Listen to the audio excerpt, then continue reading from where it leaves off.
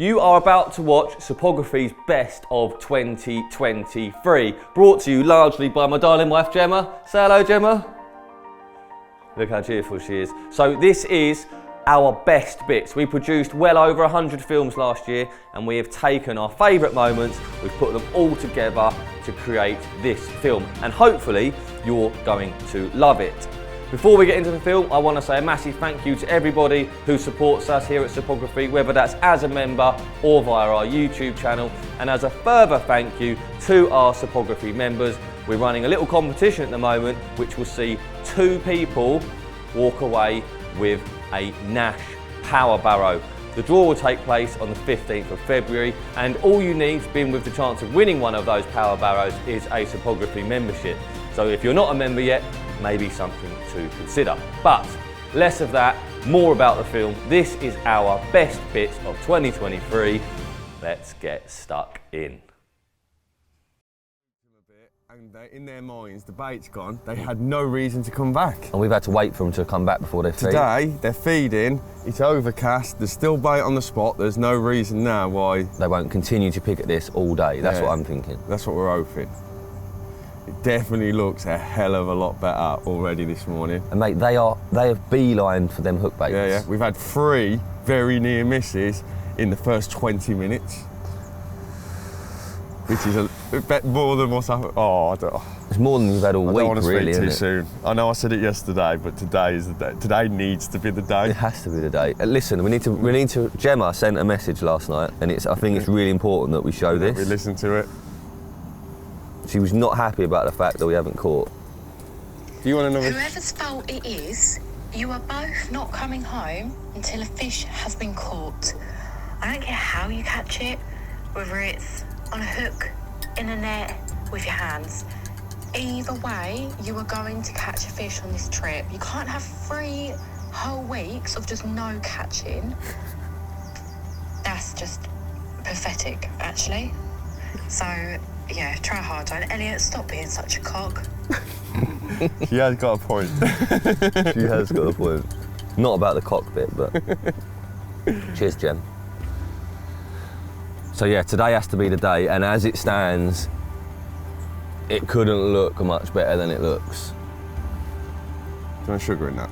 No, it's all right, I'm sweet enough, mate. Don't think Gemma would say that. Big fish. Big carp, big carp, big carp. Big fish on the bait. Big fish. What carp is that? That is big. Yeah. It's the same one that's been coming back. Look, he's got a real pronounced head. Mate, he's big. Yeah. 37s. He's the biggest carp we've seen yet. Come on, Mr. Carp. If you catch him, would you say it's better than when you caught the Burfield Common? No, we've already had this debate. I'll be extremely pleased to catch him. But it's not life changing. Would you say equal to the Burfield Common? No. No. Just shy of, like... We'll settle for just shy. What about between the Burfield Common and the Baby Black then? Like... Yeah, that's fair. Better than the black, but not as good as the Burfield Common. It will be a great capture, that's all I'm going to say. No. Obviously disrespectful to spot the Baby Black. Which one's that? Is that the Lynn? Looks like the Lynn. It's the Lynn. He moves so fast. That crayfish is running for his life. He feeds and then swims off very quick every time. I think one thing that's interesting, like today we've got proper weather, big carp weather, and we've seen big fish feeding on this spot. I'm not saying they've not been feeding elsewhere around the lake the last few days, but you know, you wake up this morning, you look out the bivvy, this is big carp weather for this time of year, and all of a sudden, that is exactly what we have on screen. 2 really big fish. It's overcast, it looks moody, it's been warm, mild all night. First mild morning, isn't it, this morning? And as you say, we've seen multiple big carp. Just need to catch one. Just need to flipping catch one. Interesting, that crayfish, wasn't it? Running away. Yeah. They don't like carp, mate. As soon as that carp come in, the crayfish shot across the screen in reverse. He didn't. That's what they do. They go backwards. They go backwards, yeah.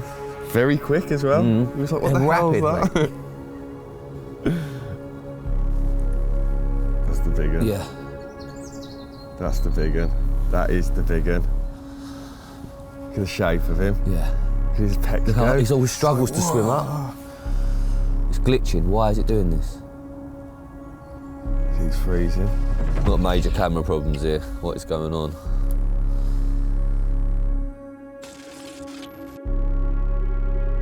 Come on, load, you motherfucker.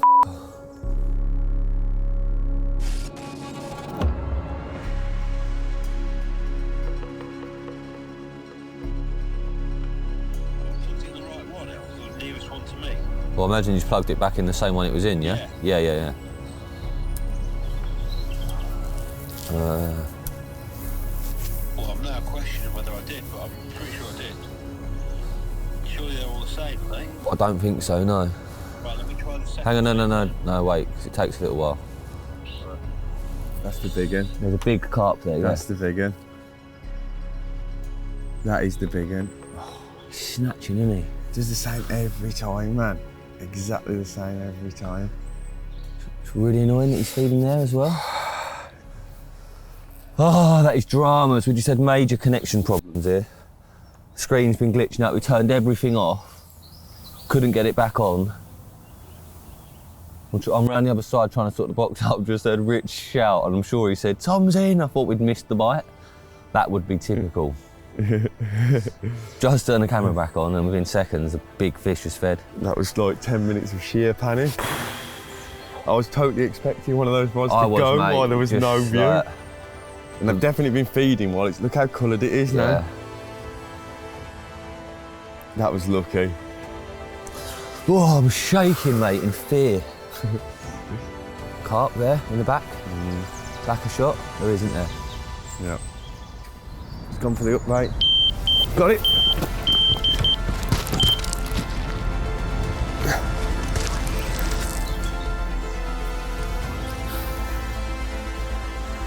Very, very, very nervous. We've waited a long time for this bite. A very, very long time. But that little pop-up just down the shelf, just off the side of the spot that we tried to put out yesterday and had a nightmare with, has gone. Let's see if we can, I'm not sure what carp it is. We just saw one come in the gloom. It was quite coloured because we had 3 fish come in and feed just before. But you could still just about make out the hook bait. You could just see a carp come in and he took it straight away. Dramas.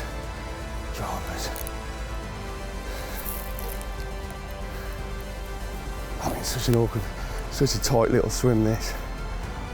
Go on, Tommy boy. We've worked bloody hard for this, mate. We have worked bloody hard for this. It's been a long time coming. Yes! Yes! Give me a cuddle! Oh, praise the Lord! Yes! Yes! Yes! That was pure drama. Literally, how long? 5-10 minutes after we had that glitch with the camera? Mate, it felt like 5 seconds. Oh my God, yes! Yes! Oh, well, it's not the big one, but it'll flipping do. That will flipping do. Oh my God, I can't describe the relief. We've literally spent the best part of 3 weeks sat behind these cameras trying to catch a carp in the winter in front of an underwater camera. And we've got one. Yes! Yes! Tom, I've got to ask you, would you say this is better than the Burfield Common capture? No! But it is very good. High five, Rich. Oh, We've done it.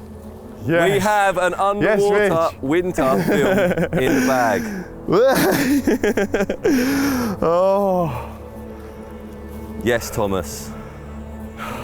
Yes. Oh, flipping heck. Pure dramas. huge. How lucky was that? Like, literally, we had a major technical issue. Mate, I didn't even have time to record this camera. You ain't got my reaction. It's just be Rich's tight in your face. Like. Oh, flipping heck. The little yellows on the spinners. Do it again. Caught some carp on them this winter. Oh. Tom, we've done it, mate. It's done. Flipping done it. It's done. But do you know what I'm going to say now, right? We've got a carp in the net. It took us best part of 3 weeks to catch it. Let's try and catch another one. But we've just seen the big un. We've seen the big un on the spot this morning, or what we believe to be the biggest fish in the lake. So I'm going to quickly unhook this and get that rod straight back out. That seems ridiculous there, and I'm never going to get one there, but that is where it showed, so you never know. Just looking to pop up further down to the right.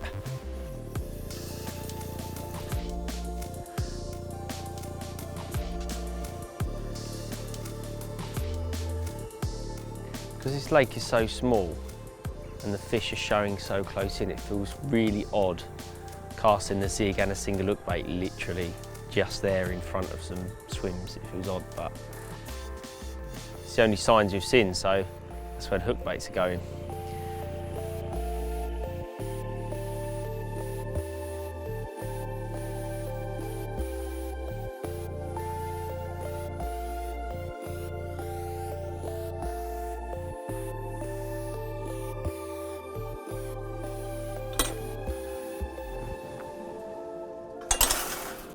Right, so I've had 3 out of this swim last night. All right. Yeah, but nothing big, so I'm going to move. So I reckon if you jump in behind me, Yeah. I'll go down there in the bottom swim, and then you just make sure you sort of look after this area. You got any pictures of the ones you had? Ah, it's only small.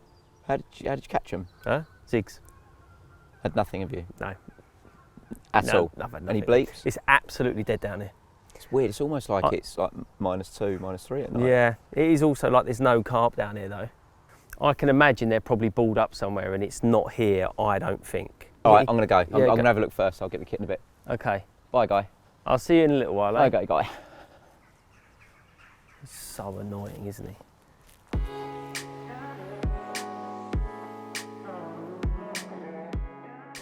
Well, after chatting with Dovey, wanted to go and have a look for myself and have a little look around the lake. And the first area that I like the look of, not too far from where Dovey started, a bit further down the lake. Got a real nice looking island to my left, lots of lovely open water. I know from a little bit of research it's deep at that end, so just wanted to stand there for a bit, get a feel for it. Didn't see anything, didn't really expect to, but carried on wandering round. The wind's pushing down that end of the lake. It just felt right, and as I carried on my lap round, I got into the swim that Dovey is moving to. Now, after a quick chat with Dovey in that swim, I've moved up to the swim, like bang next door to him, because it is nice to have a social with him, but I just didn't get the same feeling that I got from fishing opposite him, where I was sort of next to that island. So I did carry on a full lap of the lake. It's always important to do that, because you never know what you're going to stumble across, but by far the best feeling I've got so far was up next to that island. So that's where I'm going to start. It is nice having a social with Dovey, but let's face it, I spend a lot of time with him already, so I think we'll be all right fishing opposite each other. That way we can see the whole lake between us. If one of us sees something, one of us gets a line, or whatever it might be, we can share that information, work as a team, and let's see if one of us can leave with a fish of a lifetime. Let's get these zigs out quickly. To be honest, I think most winter bites are during the day, so I don't want to spend too much time walking around with a kit on the barrel. I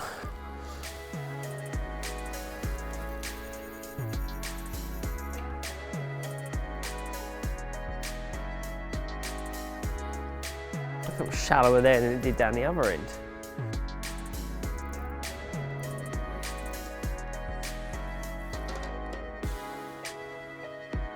Deeper than I thought it was going to be.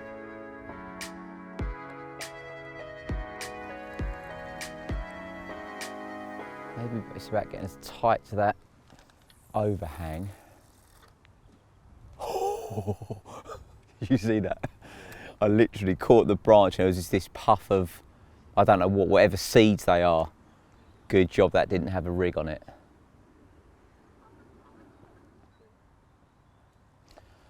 think that'll do.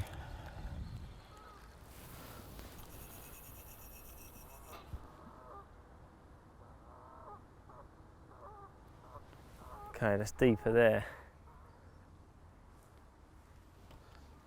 I actually preferred that rod. That went into slightly deeper water, which would mean my hook baits are further from the surface, which would be slightly different to what we had down the other end.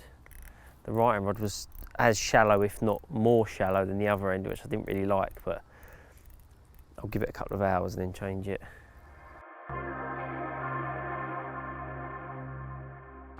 Now, it's very important and something that I do whenever I'm sort of investigating a new spot, a new lake, whatever it might be, and that is just to have a little lead around the area that I intend to cast to. In this instance, I'm quite close to an island.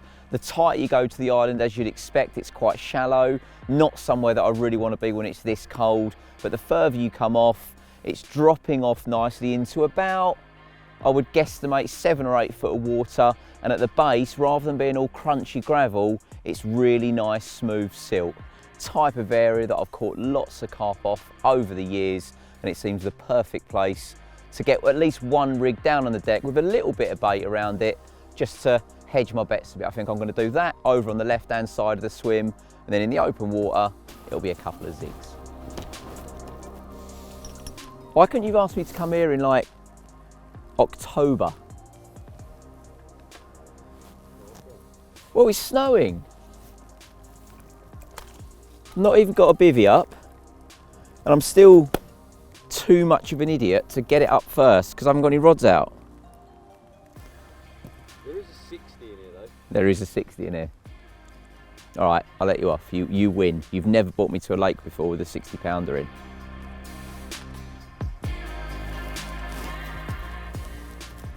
Oh, this is a joke.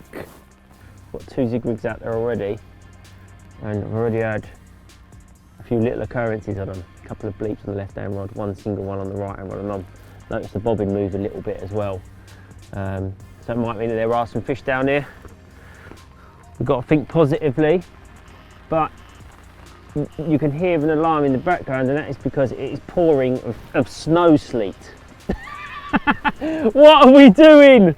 I'm still confident though, this is the most ridiculous thing. I feel like it's going to happen. There's more light in the air. I know it's cold, but the fish are waking up no matter what.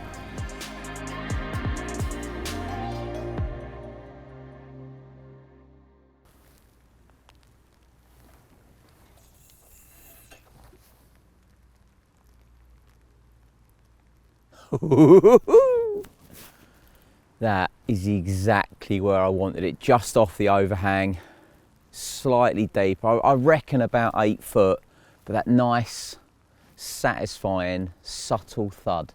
Not a donk, it's not on gravel. Like I say, I think it's in relatively firm silt. Now she's got to wade it around this tree. So could you move, please, Elliott?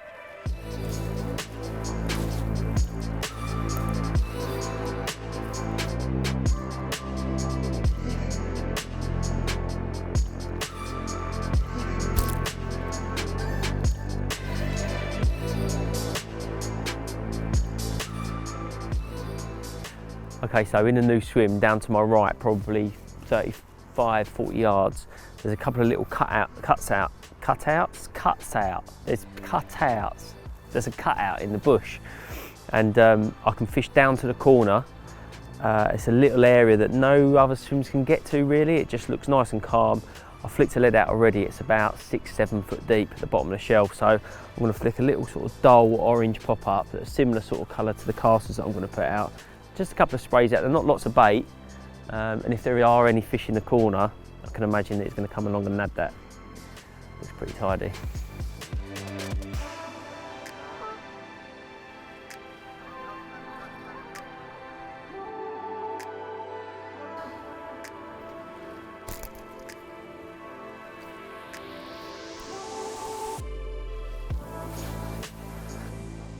Potentially set a new record. Well, many new records fishing here.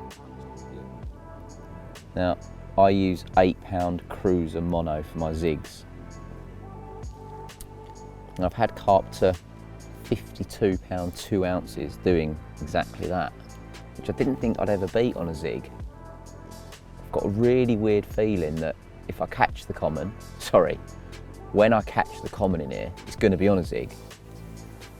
Little size 8 choddy, 8 pound cruiser line.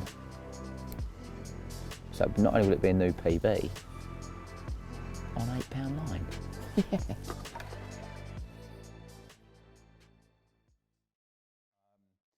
And even though I've done loads of boat fishing, haven't done a huge amount where I've actually been lowering rigs, you know, with an aquascope and actually laying it out on the bottom. And it's I don't know, it's a really funny skill. There's a lot of things you've got to coordinate at the same time, and a lot of things that can go wrong very easily. You know, just like a little loop of line around your tip at the wrong point when you're lowering, and it locks it and it stops.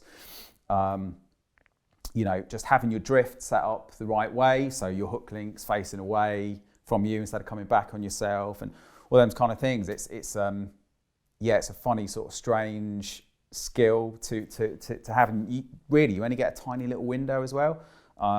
Especially when you've got a big chop on. There was a bit of a wind by that point as well, which kind of wasn't really making things any easier either.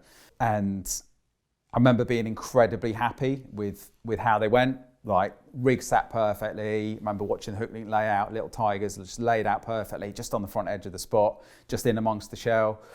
I'd already put like a handful of chopped tiger down there.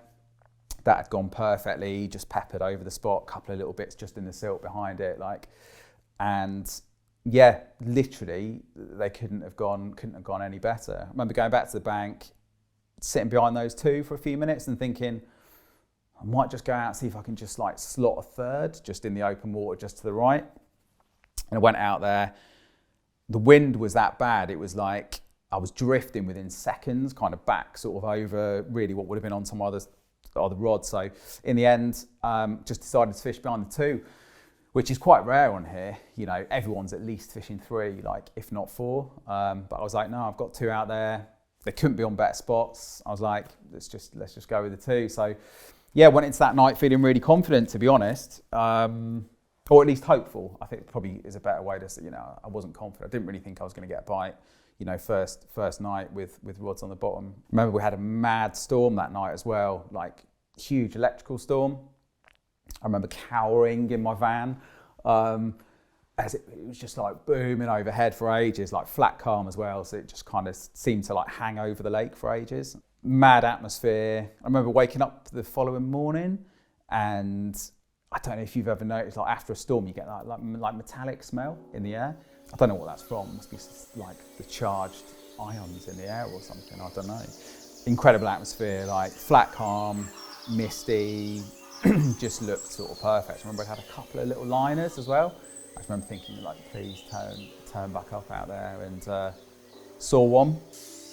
And then can't exactly remember what time it was when I had the bite, but yeah, it's just gone. Right hander's gone. Got straight in the boat. Knew there was no way I was really going to land it from the bank, so straight in the boat, straight out there, and it was a mad one, really. Like, the atmosphere out there was incredible. It was still really misty, flat calm.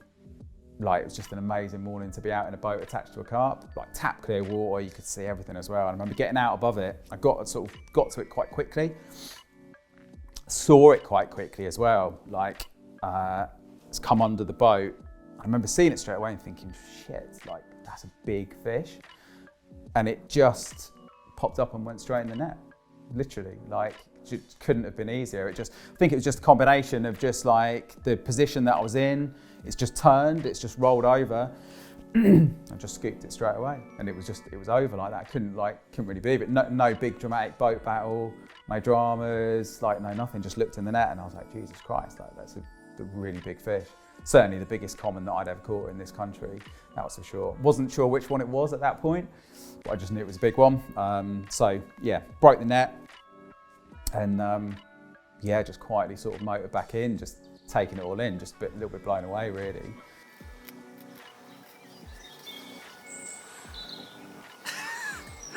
Oh, I think it's small. No, it's not small, mate. It's one of the good ones, yeah. There you go. But I think it's one of them too, I think. Coins? It might be coins. No way, Gaz. We were talking about that, yeah? It's quite that big, I'm not sure. And it's not.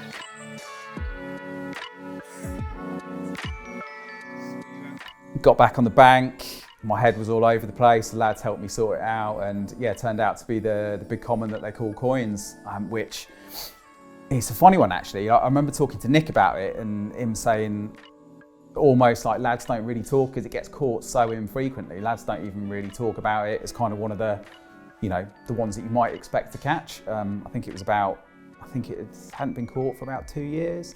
Chatting to Scott Lloyd as well, like he could only think of, well, less than one handful of captures, certainly in recent history, like in the last 10, 12 years, something like that. So yeah, really, really rare one. And yeah, personal best common for me as well, just under 45 pound it was. Immaculate creature, yeah, just amazing. That's fucking UK PB common as well. Is it? I've never caught a UK 40 common.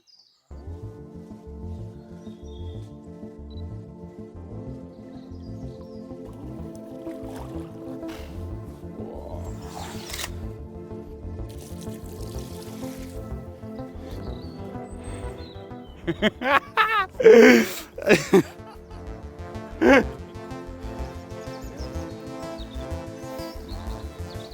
a mega one, isn't it? It's just lovely having all the lads being there as well. You know, I think I haven't fished too many lakes over the years where the atmosphere when someone's got a big one on the bank is like it is here. Yeah, top. It's a little dorsal as well. A little stubby one at the front. Haven't fished too many lakes over the years where you get that sort of atmosphere where like everybody comes around for a big capture, but it's lovely. And I think for me, adds a lot to the, you know, to the occasion, like to see everyone being genuinely excited to see him on the bank. I think that one as well, like such a rare one, like it's got so few captures to its name, which on a pit like this, that's, you know, at times got 15, 16, 18 lads around it all fishing 4 rods for a big chunk of the year. It's like incredible really that it's been caught so few times over the years. So yeah, I mean, I've got to put that down to more luck than judgment. Like obviously the rigs did go out as well as I could have done, and they went out on good spots, like in the right place.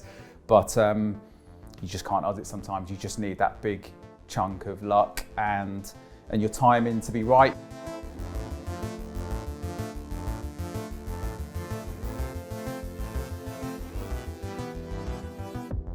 So yeah, that was lovely. And I remember when we were photographing it, we were doing the returners and all that. I've still got one rod fishing, just one single rod sat on my rests. And remember the lads like stepping over it repeatedly, like while we were doing the pictures and this, that and the other. I've got my tip down, obviously, you know, braids going. I remember having a few bleeps. And I remember Tom going, "Oh, sorry, G." And he was like, "Oh no, I'm not sure it was me." In hindsight, it must have been a liner. 5 minutes after they've all left, like I'm still soaking wet. Oh, the rod's melted off. Thankfully, I think I had a second net because I think the first net was still like back up on the bank. Second net's gone in the boat, hop straight back out in the boat. Unbelievably out there playing another. That one towed me around for a little bit actually, and turned out to be another common. Really lovely one, just over 30 pounds, like mad colours to it as well, like almost red it was, like really, really black. I think it's one of the ones that they call the patch common. I think there's a couple of them that have got like patches of display scales on them, but yeah, amazing fish and unbelievable really that having only put 2 rods out that night as well, and both of them are gone. Just, yeah, mad really. Colours on it though.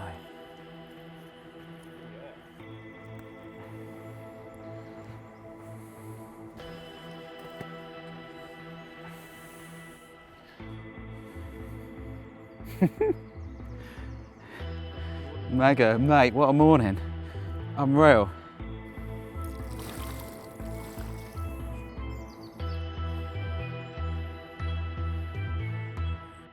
Yeah, mad really, mad morning. But it's just incredible. The atmosphere around the lake that day was amazing. Scott Lloyd caught one that morning as well.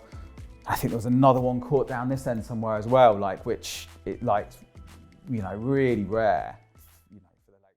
Because it was that fish, just the same as Jumbo was Jumbo. And I think it was the shape of the fish and the shape of the fish's mouth that defined its feeding habits and made it difficult to hook.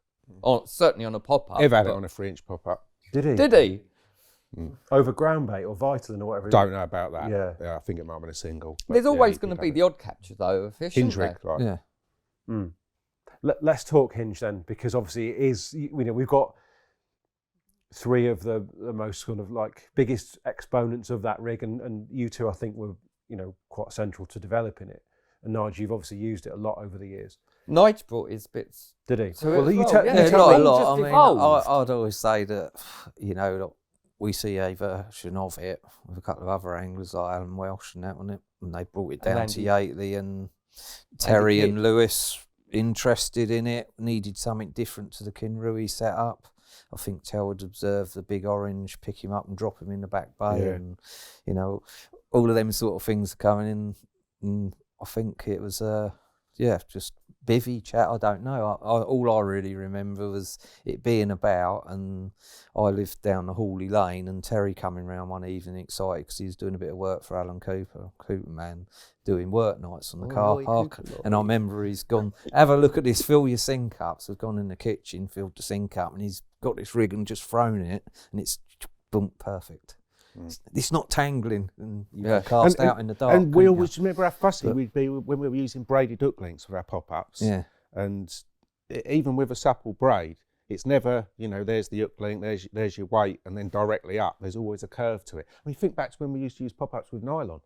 That was literally like a curved, it was really weird. So it was the first time when you actually incorporated a hinge at that point, from your hook link to your pop-up section, and just how good it was, And that was just a D-ring then before a swivel was put on it, wasn't it? Yeah, that was just the Drennan rings. Yeah. That was which used for the first right up until 2000. I started using the swivels. Frogmore level was the first time. See, that's what I think. And that was when the stiff riggers. That's when the stiff riggers came in. You were the first person to put a swivel at the base of the hook section.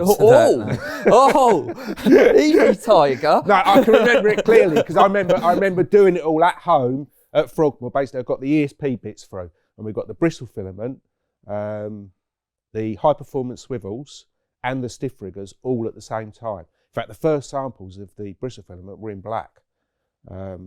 But yeah, I can remember playing with it and tying it and using a swivel instead of a medium Drennan ring at the bottom, and you played with it and you just thought, oh my God, this is the one. Full 360 rotation. You could put a slight curve, but you'd caught so many fish. All of us had caught so many fish up until that point on just a straight pop-up section, straight with a continental boilie hook.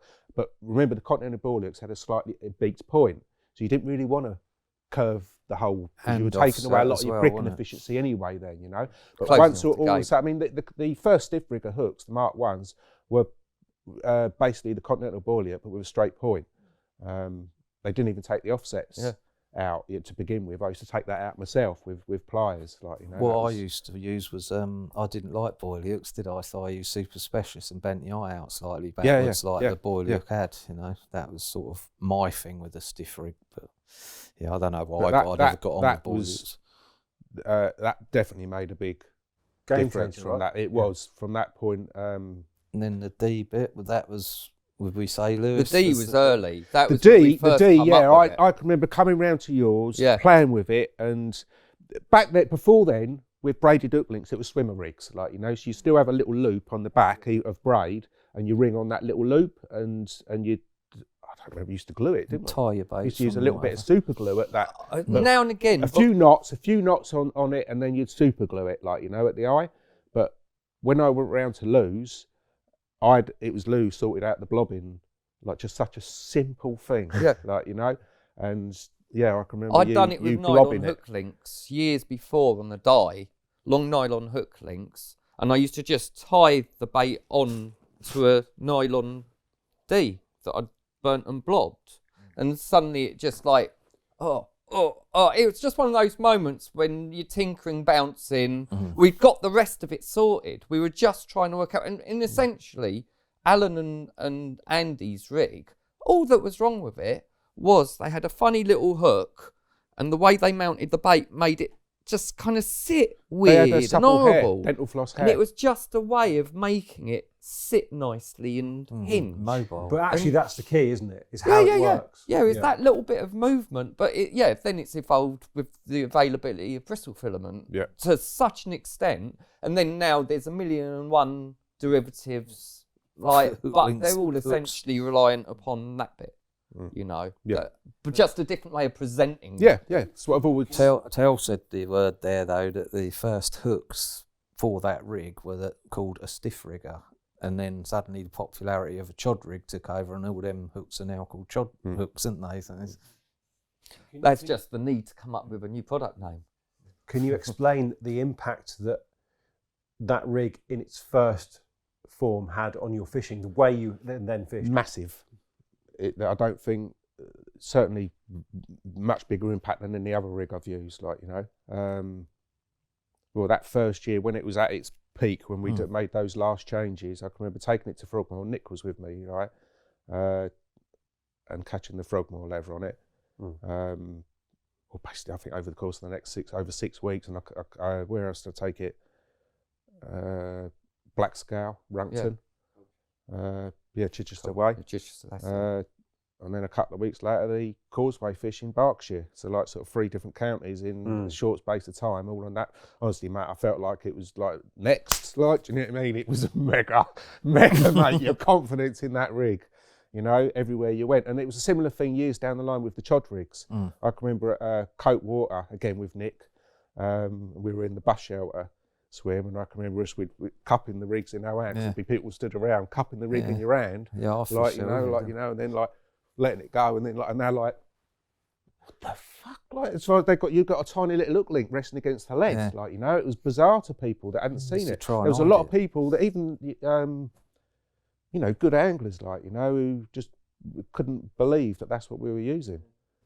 And Nigel, you used it for an awful lot of your fishing as well, didn't you? Which is that the hinge? The hinge, yeah. I still use it to this day. It's like I prefer it to any other pop-up rig myself. So, you know, I fished it against the new Ronnie rig of today. New Ronnie rig. Never had a bite on it. Oh, well, not new Ronnie rig. It's been out a few years now, but literally even proved points. Hinge rig next to it, same spot. That rod ain't doing bites. Put hinge rig back on it. Still does bites. It's just me, fine-tuned rig. We're talking a period of like over 20, you know, nearly 25 years of a fine-tuned rig. Well, I don't see the point in using this rig that everyone else is using now. It's like...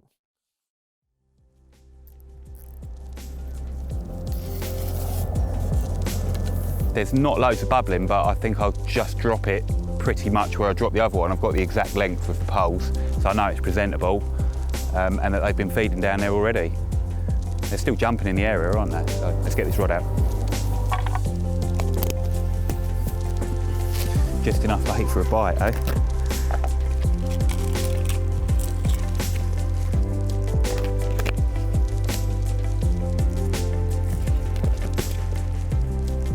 Really, like, carefully choosing how much I put in.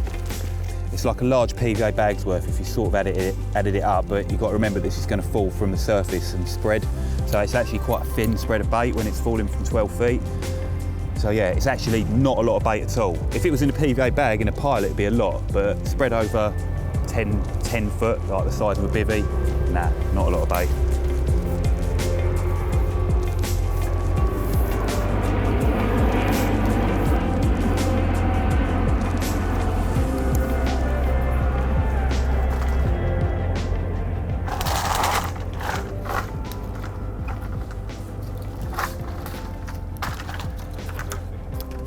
So noisy. Fucking noddy pole anglers. You know what the mad thing is here? You've got the quarry, you've got the plains. They're so used to that sort of ambient noise. It's not like a peaceful country retreat, that's for sure. However, it did feel like any noise that I made this morning would like be felt or heard by the fish. So yeah, I'm always careful when I've got the pole in the water not to bang too much.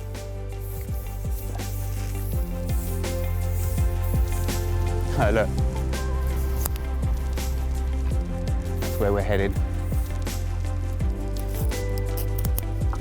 Jumbo! The size of this.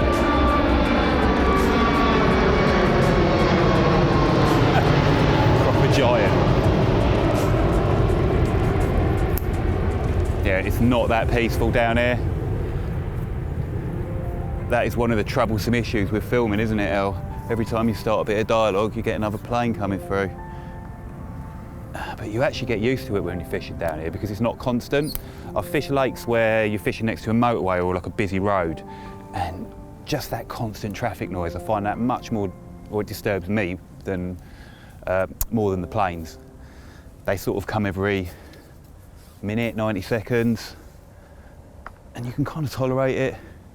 I know Nashi fished down here and he didn't like it at all. Found it too noisy. I can understand it, you know, but not for everyone. So many good fisheries close to airports, isn't there though? All those gravel pits dug for the runways. There's loads around here. This bit of the Colne Valley is super rich in carp fishing.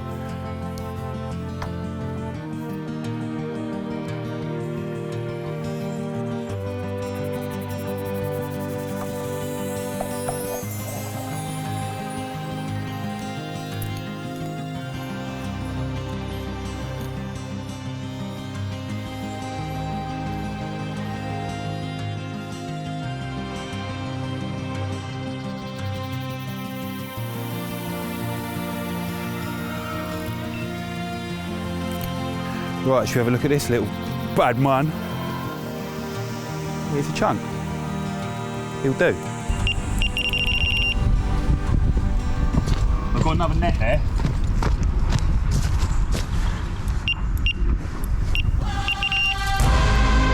Bubble bubble.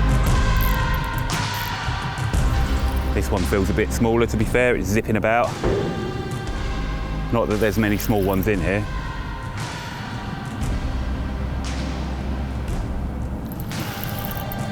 This was the second rod, which was actually the first one I put out. Oh, it's the black and white. This is a mad carp, lads. What a mad carp. You'll hate it, El, but it's the best ornamental you'll ever see. I've caught this one twice before, like both times right out of the edge.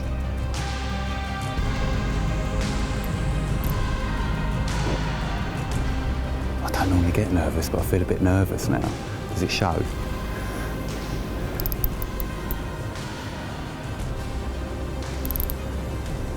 Just because he's such a mad carp. Come on, mate.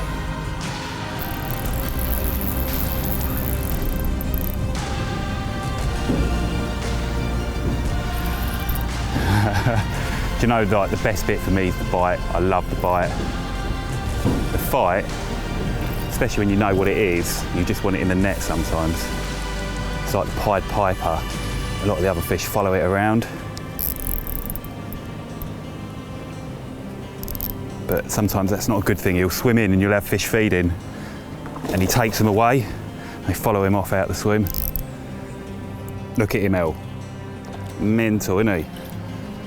Oh, come on. In you go. Yes, buddy. That's a horrible word, isn't it? Yes, El.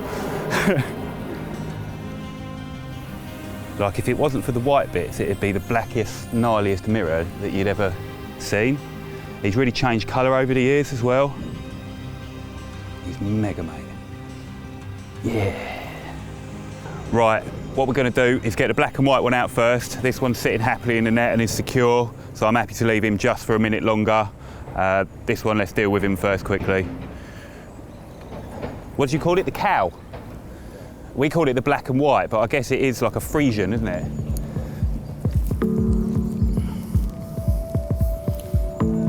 Oh, this water being low is really awkward. Do you know what? They've all got leeches on them. Like Argulus, I think. Maybe they've just been sat up, not doing much. Right.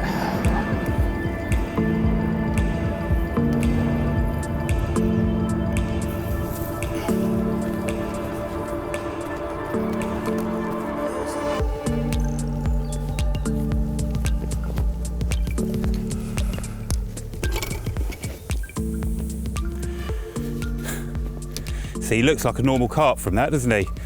And then you reveal the madness. Look at him. And look where he's hooked. Plumb in the bottom lip. Perfect. And it's just come straight out, which I'm happy with as well. That was the perfect hook hold for those that are anal about that sort of thing. What a cool carp he is. He's got loads of Argulus on him. Come around here, El, and see, look. Look at all of them. There's loads of them on him, and there's loads on the other one as well. So what I'm going to do, I'm actually going to try and get rid of a few of them. Do him a little bit of a service. It makes me think that, you know, it's been slow the last couple of weeks, and these fish, I don't think they've been doing much.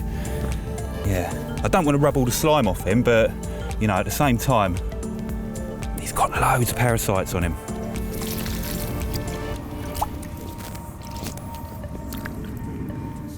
What a super cool carp he is. Really, really interesting. His markings are changing over the years. He used to have a bit of orange and yellow, but gradually disappearing, just turning into a black mirror with a few white bits on him.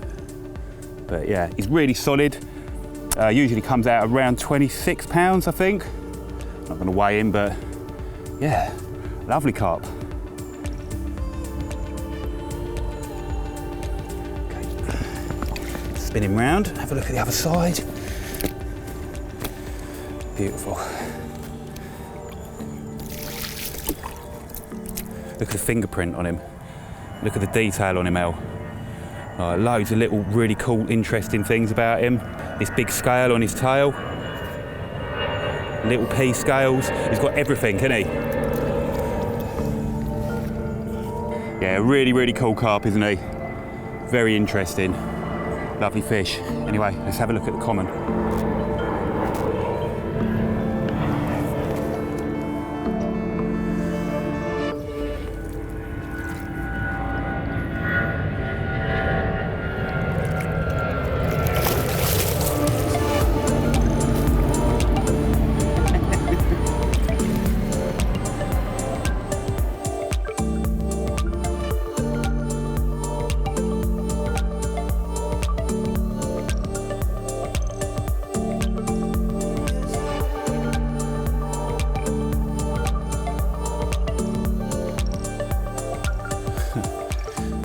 Amongst the silkweed.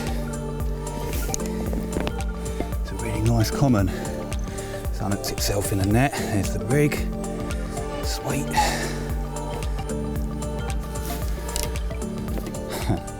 The first and slightly bigger one.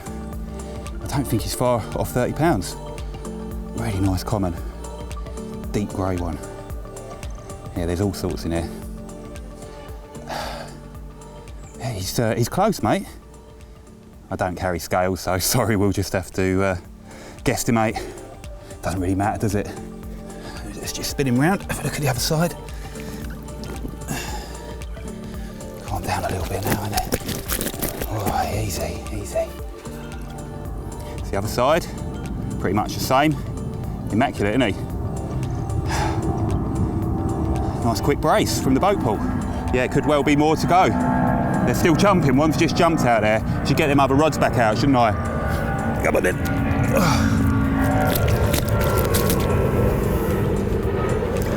Stills.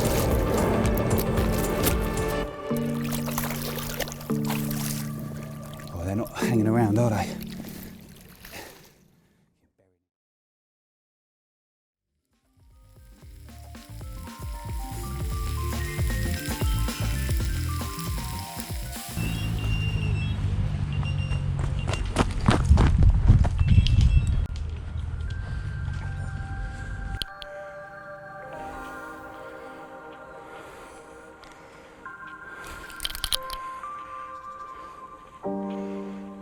We're in, got a load of weed. There's a carp on. Oh look, it's tail.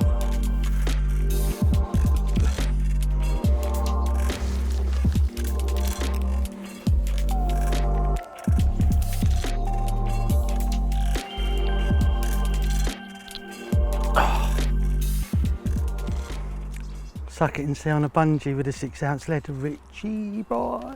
We got one, but it's got to be the smallest one in the lake. It looks like an old one. Well, it is an old one. you want to have a quick look? Say bye. There you go, mate. Thanks. Bye. Little one's gone home. Let's catch a bigger one. Look, go to the bridge now. Quick.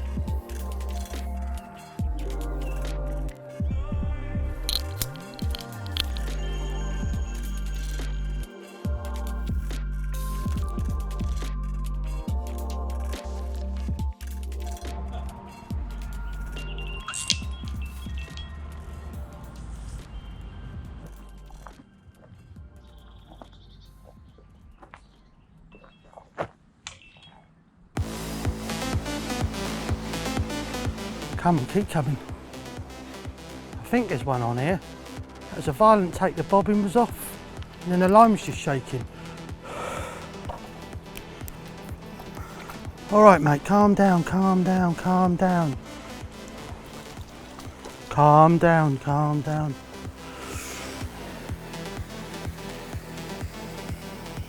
Rich, I caught one, there you go.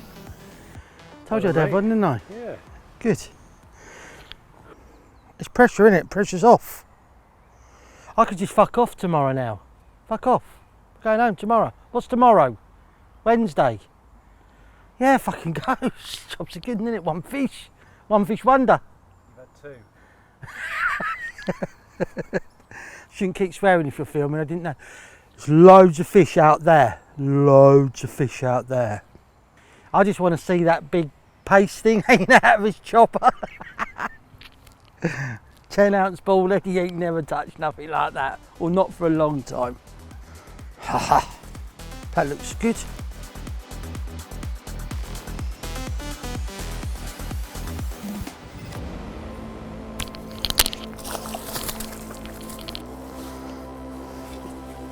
I know, mate. There you go. We got a bigger one. So we've still got another day and a half to go, maybe.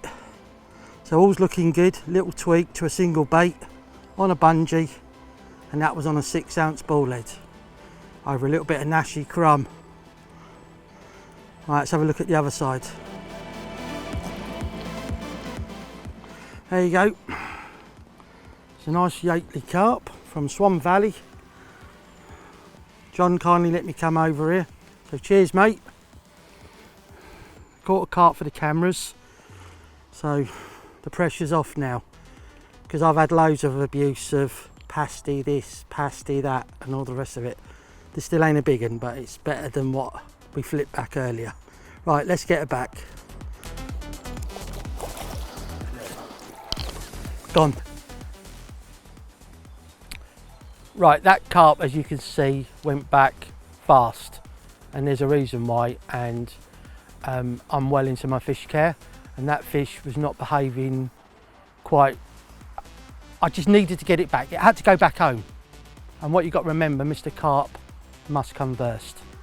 So think before you act, and that is from sacking to retaining to keeping him in the net, etc, etc.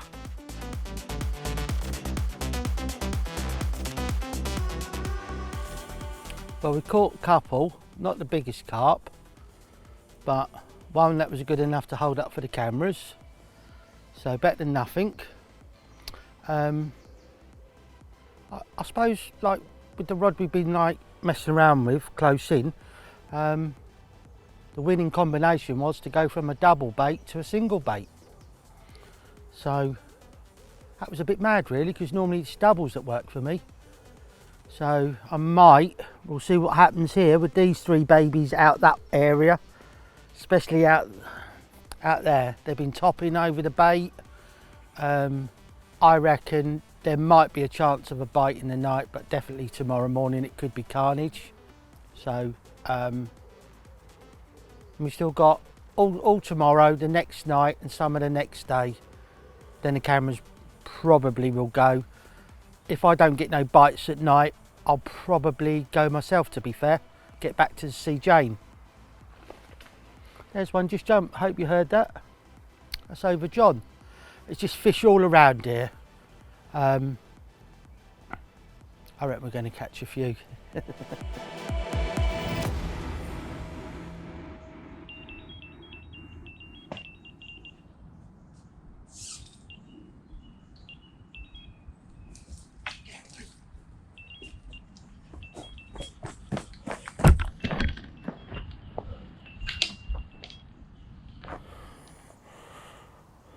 Can't feel nothing. Oh, there's one, I think. Bit of weed, yeah, there's one of them. There he is.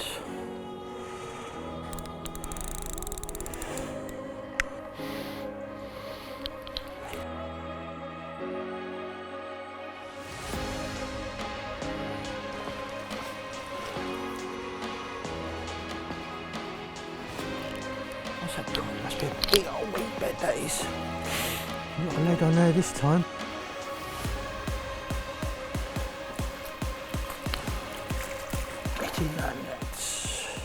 Number 3, Rich. It's a bigger one. It's a bigger one.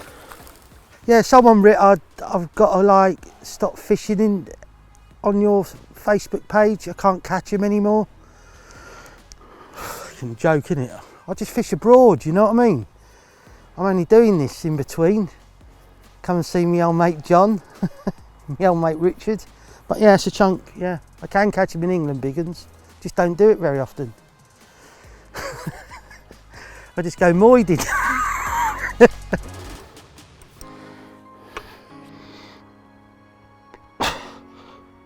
45 dead. Do you want to look?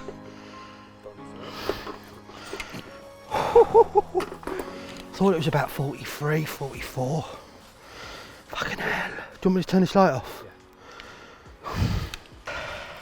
It's been a long time since I caught a couple of years since I caught an English 40. Don't really fish waters with them in anymore. Fucking hell. Told you I'd catch a big one, didn't I? I thought a £30 would be nice for the film. Fucking hell. God, look at the colours. Black head. That feeds in the silt a lot, doesn't it? There you go, boy.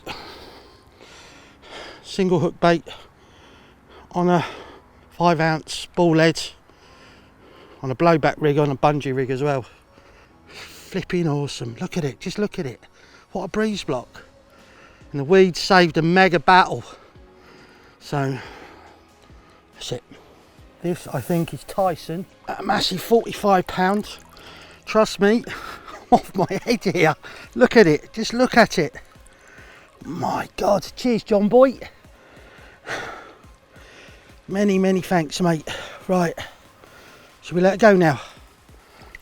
Look at it, what a flipping lovely carp. Really ready. And I'm going to take her out past the weed as well, just so I know she's free.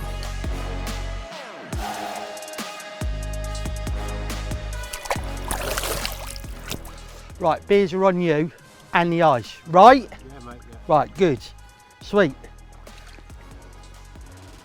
Happy days.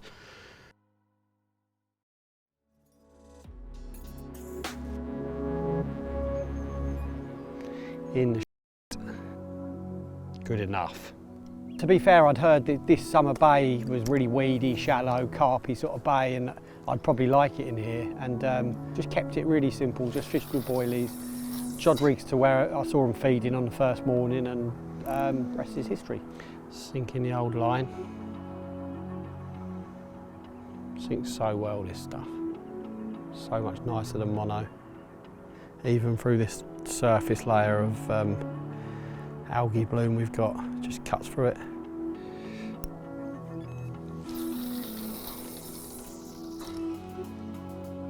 Oh, sweet. Oh, it's very difficult to put this into words really, but I don't always need a drag. A drag doesn't matter, but not a bit of a thud, not a crack down, and not a sort of soft nothingness drop. So somewhere in between the two.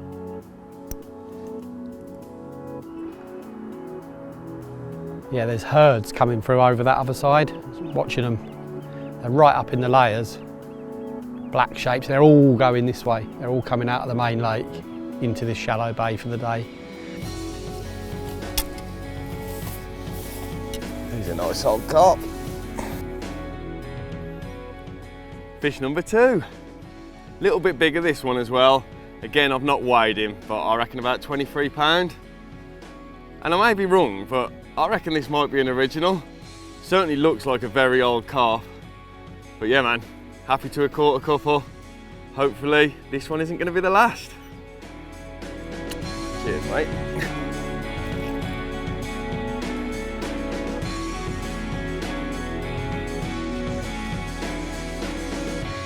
Right, so the decision has been made. I've just had a walk down to Summer Bay and there are loads of carp about. There's a swim sort of opposite Luke, but just to his right.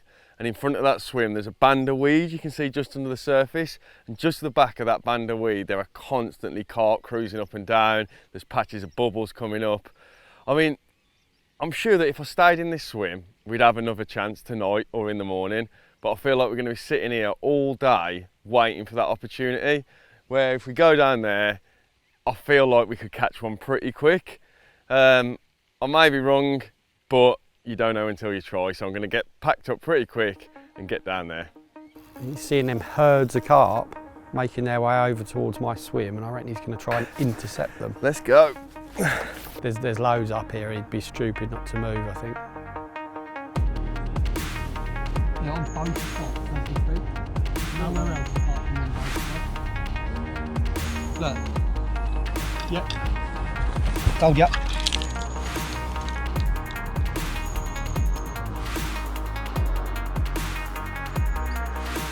The bites are mega, the old bobbin hits the blank and tip.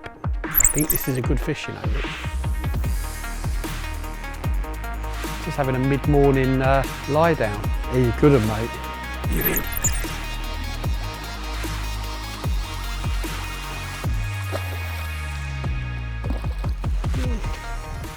Oh, I like it here. Yes, you're mine. Sweet. Mega, he's a good one and all. Scaly one with a big old head. Sick. Look.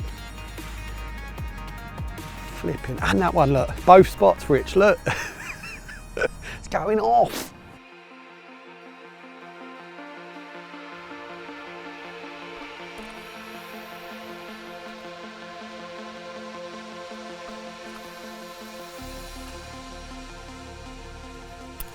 Right, we're fishing. We are fishing.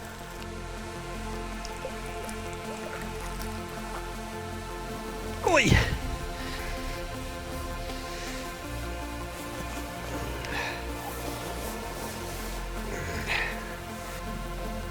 Fucking hell. 29.14, I'd say.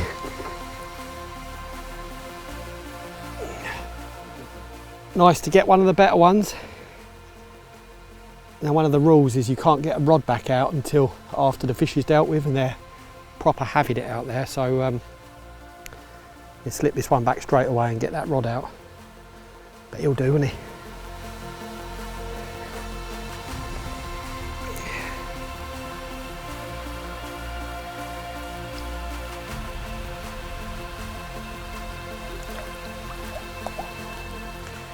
Happy days. Nice. Yeah, cool. I don't know about all this competition shit. Don't like it, if I'm honest.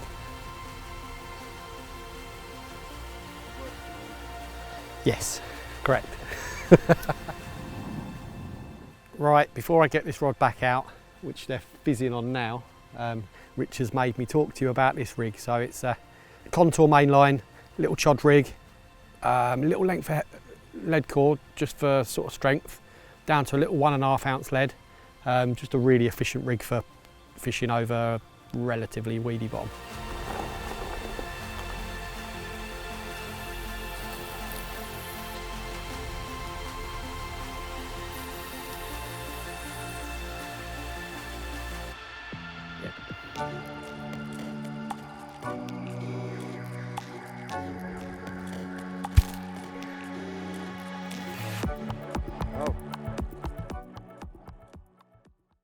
the marketing thing has been a real passion of yours, hasn't it? Yeah. Or something that you've been, since Ali left, you've taken on a lot of that.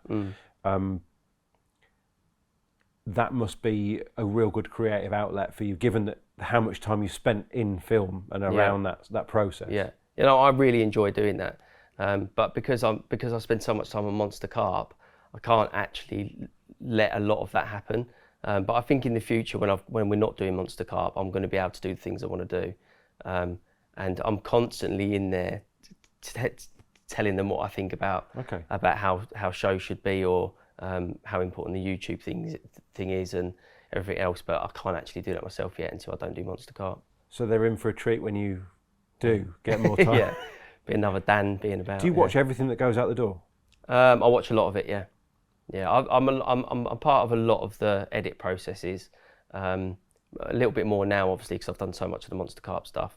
But it's a bit weird because Dan has his things that he wants to do, and they're actually very different to how I would do things. So I don't get involved, otherwise it's just too many cooks.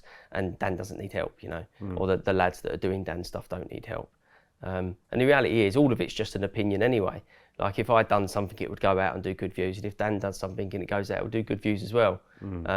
But I think it's important for all films, or even all products, that if it's somebody's idea, that they own that idea and they make all of the decisions and it goes out as they want it. If it's like, if too many people get involved, and it ends up a grey idea and it just doesn't do very well. And that is definitely true with product and with film. It needs to be an idea from someone and it be that complete idea, otherwise it's watered down and just shit. So literally the meeting culture that perhaps one might imagine goes on at Corda, you'd like to streamline that and just get ideas thought of and out the door, fresh. I really like the idea of somebody doing something and putting it out, even if I don't like it or Dan doesn't like it. And it's all right, so if you don't, it's fine, we'll see what it does. See if YouTube likes it or not. And then go, and that's the only way of learning. If we were to say to everybody, everything has to be like this, and it has to be under this banner, and it has to be this format, it's like, how does anything ever get better or grow? It just won't. And the people that are working on the projects don't own the project and don't care about it and end up not enjoying their job. You've got to allow some ownership over something. So that's how I feel about Monster Carp now. When it goes out, I feel like that is mine and Neil's thing. And it's a nice feeling for it to go out and do well. Whereas if so many people had their say in it, everybody was taking a little piece of the pie and the credit for it, and wouldn't even really care about it that much, I don't think.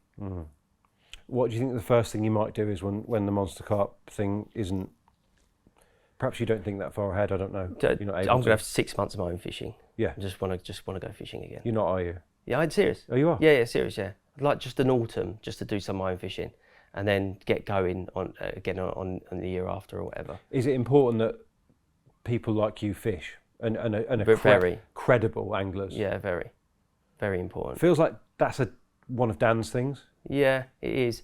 It's very different now though, because before when, like, say when Ali was here and there was a thing of like, well, we only go and do magazine articles or whatever, you go for a day and do that, and that's the only fishing that you do, and that's not good. Whereas now, like, me and Neil are doing more difficult, longer fishing than anyone's doing in their own fishing. So like, we're fishing for 10 days on lakes where we're learning an awful lot under pressure, and that's legit fishing. That isn't like going down to Slough House and catching 10 for the cameras in a day. So I see that now as seriously legit fishing, whether there's the camera there or not. We're still there doing proper fishing. And how real is your relationship with Neil? Hate him. So it's real then? Really hate him, yeah. No, I love Neil. Literally, I think everyone loves Neil. But we've got a very good relationship, and we actually fit each other really well as well. It's like, he doesn't want to make any decisions. I want to make the decisions. I think he's probably far better with people than I am, just in general. He can do the salesy style stuff as well, which I don't like doing. And we sort of fit each other with fishing as well. We make a good team. As in, like, he copies you? Yeah. No, I think he has done in the past. He's a very good angler, Neil. Now he's a very complete angler. He's done an awful lot of it, filming and his own fishing the last few years. And yeah, I think together we make the right decisions. He's got like this unrelenting, which is what I've lost a little bit with the filming, because it's like I can sort of see that Neil's got this like unrelenting passion to keep trying new things, but I know the reality is when you're filming you can't do that because you can't keep changing stuff. And I've ended up slowing down how I feel about that sort of style of wanting to move all the time, wanting to do this when you're filming, but Neil's still like that. So he brings this passion and drive that I haven't got as much of now when I'm filming, which is good for me and the group. But it's a conscious slowing down in terms of your decision making and your willingness to change something. It's just not. So it's like when we went. That's what I was about to. When we went, you changed all the time. Yeah, I knew I could fish. Yeah. Whereas if I get held back a little bit, I think I just go, which is not a good trait to have, I don't think. But I know if I'm not being held back and I can do whatever I want to do, then I feel like I'll make the most of it and I won't let anyone beat me at it. Whereas if I can't just do my own thing, I just think, this is not it, you know. It's a bit bad, really. What is your favourite form of angling at the moment then? What would be your dream scenario? Oh, this ain't good. Huh? That's all right. Is he angry? Yeah, he's angry, yeah. Oh, God.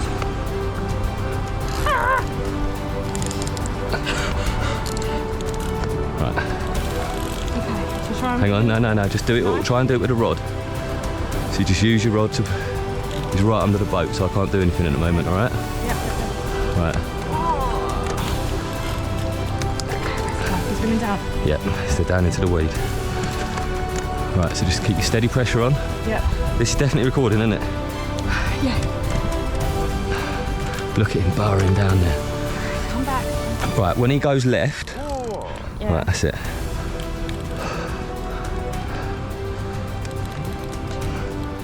Keep the pressure on, keep the pressure on. Just move around, move away.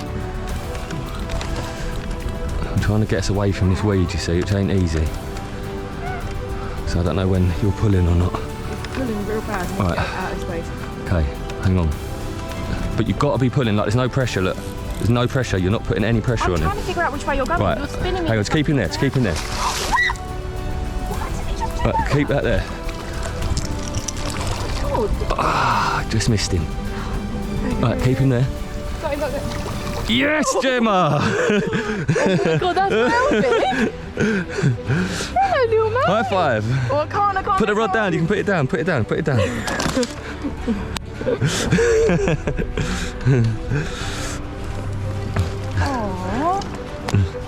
Right, I'm going to tell you now, it's not £46. No, I know that. But we'll have to start somewhere. That's a bloody good start though.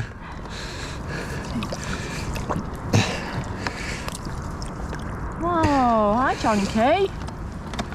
Yep, that'll do. He's big. He's big. Yeah. Do you reckon I've got a new PB? I reckon you have.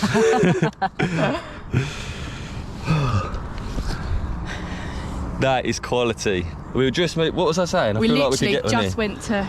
We just moved all the kit. I was just saying to Jem, do we move, do we not? Do we sit it out here? I feel like we could get one here.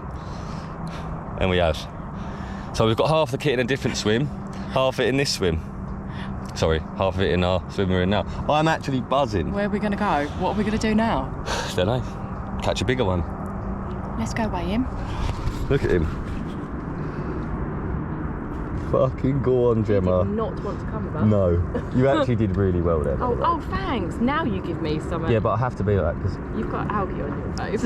I just really didn't want it to fall off, and if it got too deep in that weed, it could have. Lucky my rigs are good.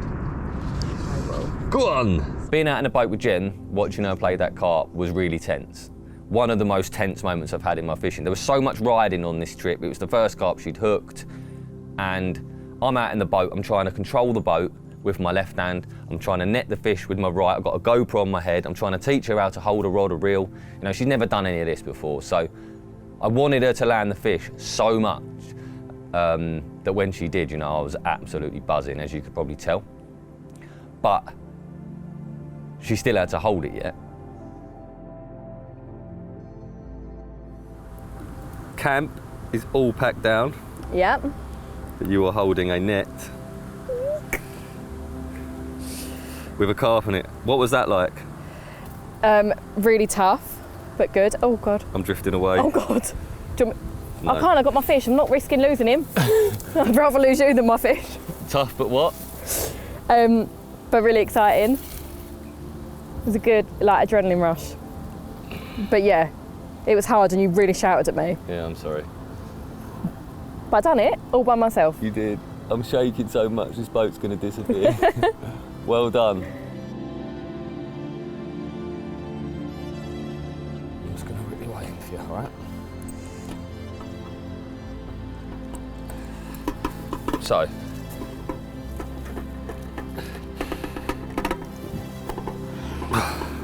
Oh. 32, I'm going to say. Well, good. Do that again. Do it again. That's actually 32. Yeah, £32. Oh. There we go. Well done, Gemma. Right.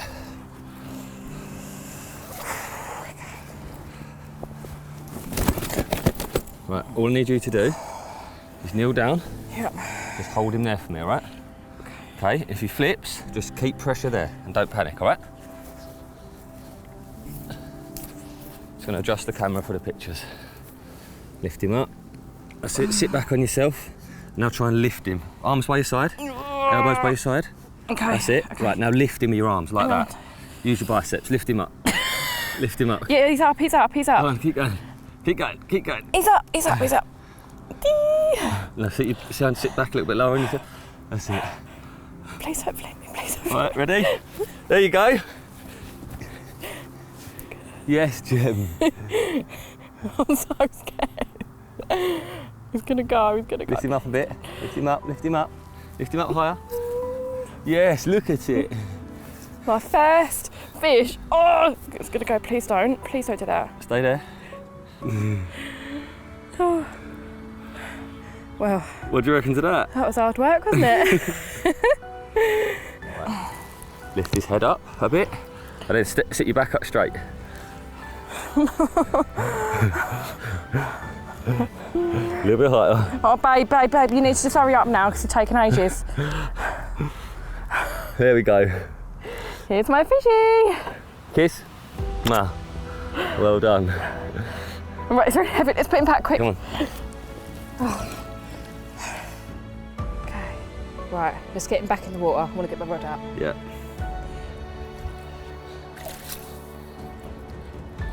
Oh. Pictures ready. Big ol' smile again. Hold him up a bit, can you? Oh. Here he is. All Right. 32 pounds of him. One last twist. Okay. Oh. Go on, let him go. Let him go. Here too, the first of me. Can you get a picture of me and letting him go? I want one of him going into you the on the water. GoPro. Oh, okay. Go on. Ready? Let him go. Oh, babe. Oh, it's so cool.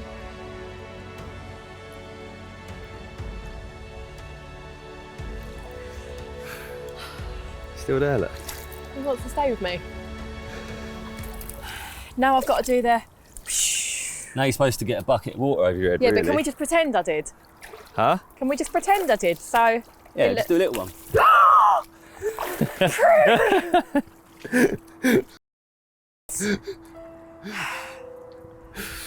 Oh.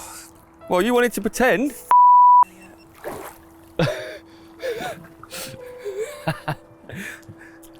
Oh God, you are actually cross. Oh, genuinely. It's hardly a splash, was it? It was a splash. We can watch it back, it's on film. Oh really, you that angry? Yeah, really. Oh God. Look at the state of me. You look beautiful, always. Shut up, Elliott.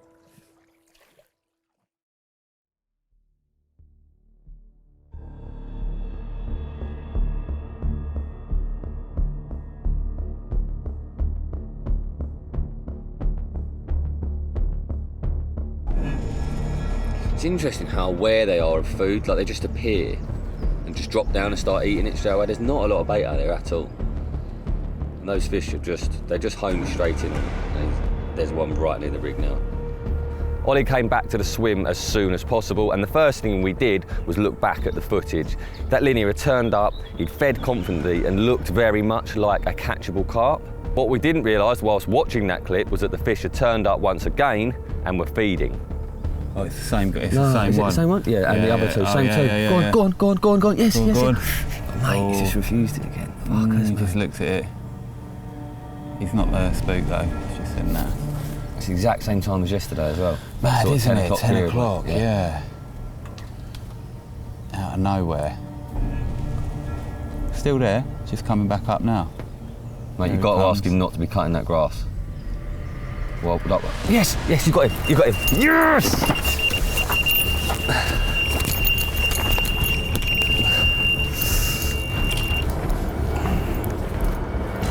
Oh, he's in the weed.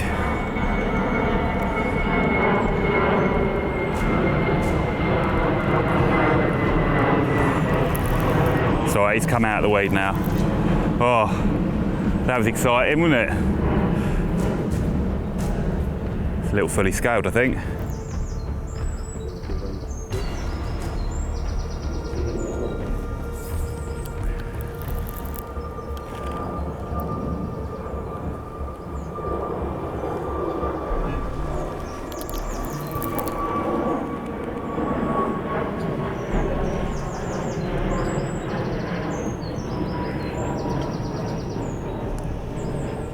It's so weedy at the moment, it's kind of just ploughing from weed bed to weed bed. It's only a small one, but wow, that was exciting. Oh, nice fully, really pretty fish.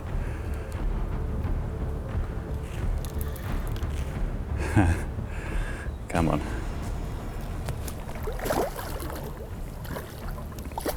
In you go. Yes. Yes, boys. Yes, Ollie. Yes. Well, that was about as much fun as you can have with your clothes on, wasn't it?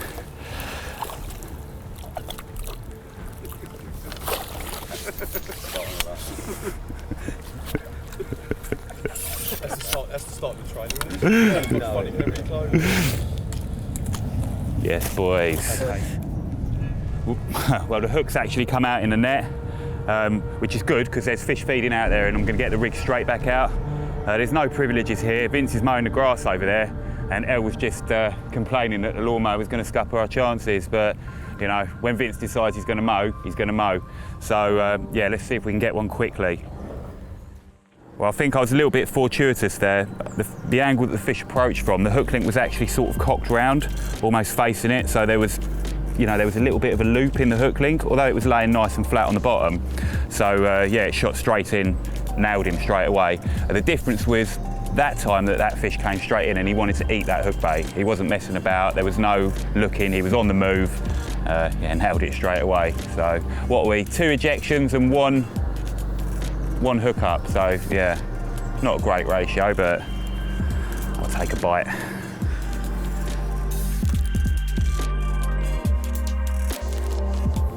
They didn't feed right over the hook bait until they ate it. Get them breed, Richard. Ollie's about to get the rod back out. Fish has been back on the spot, the roasted in has been feeding confidently. All right, ready, Elle? Yep, ready when you are, mate.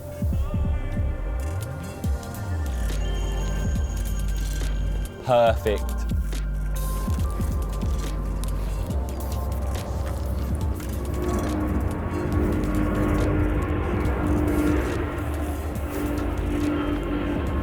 Well, that's a massive relief. No matter what anybody says, there's always pressure when you've got the camera crew to catch one, especially when you're being scrutinised like that.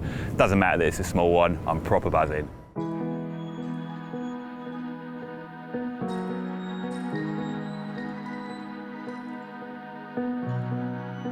One of the best things about this site is the way that they bring fish on. They grow them on site, they rear them on site, and Ollie is heavily involved in that.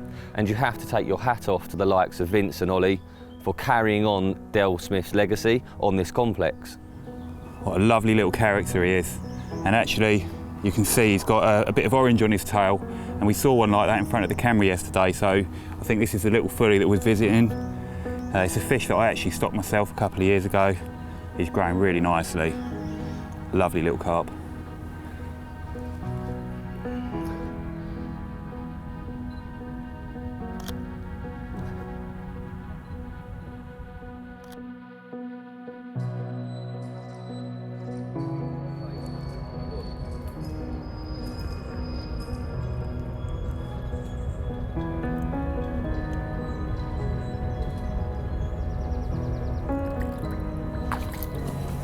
Yes, boys. Sweet. Cheers, lads.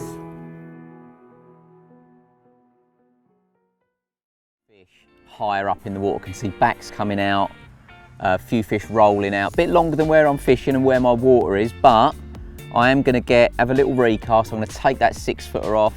I'm going to get another 10 footer out there, just so I feel like I've got 3 hook baits right up in the right zone.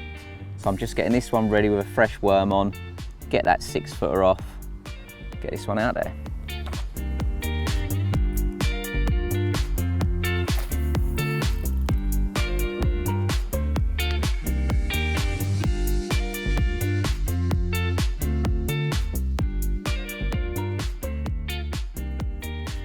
Yeah, let's check the old grey post still going, because he's a cow. There we go.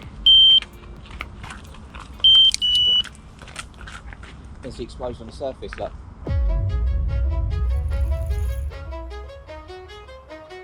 That just goes to show the importance of watching what's going on. There's been a lot more fish higher up in the water, so I took the 6 foot zig off.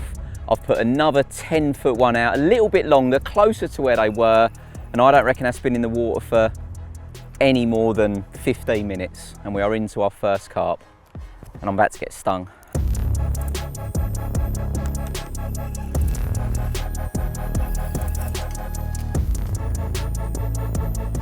It's not very far out now. I don't think it's particularly big, but like I said before, doesn't matter.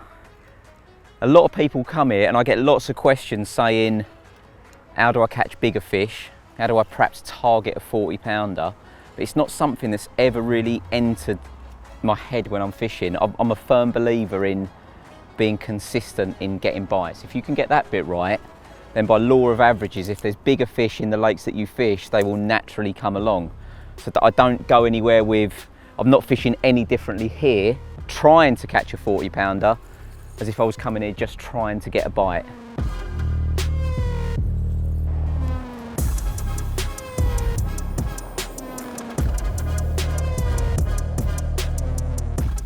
There we go, we're off the mark.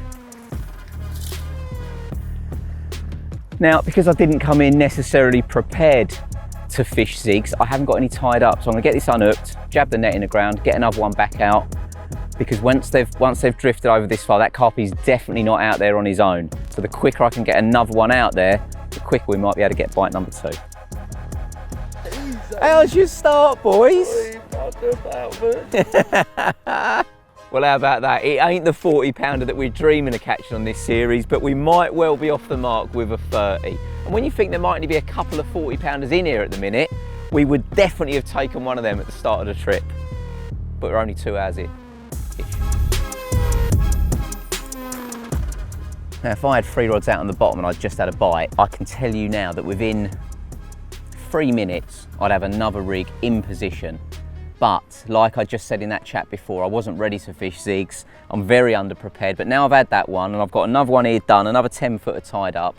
The next thing I'll do is get a couple more ready, because if one of them others go, it's about making the most of the opportunity when it's in front of you. Like I said, get consistent with bites and big uns look after themselves. So we'll get this one back in the water, then I'll carry on tying.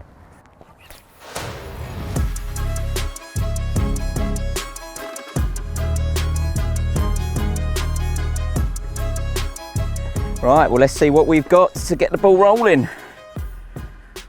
That will do nicely. That is 33 pound, 2 ounces. I'm taking every ounce. Get in there. Oh yeah. Well, I tell you what, starts don't get much better than that, do they? a pucker mirror, just over £33.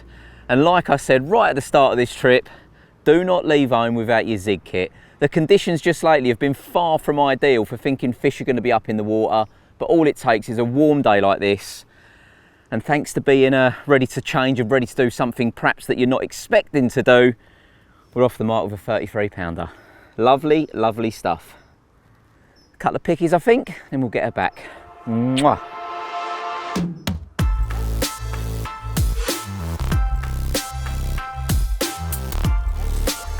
That is literally the perfect start to the new series.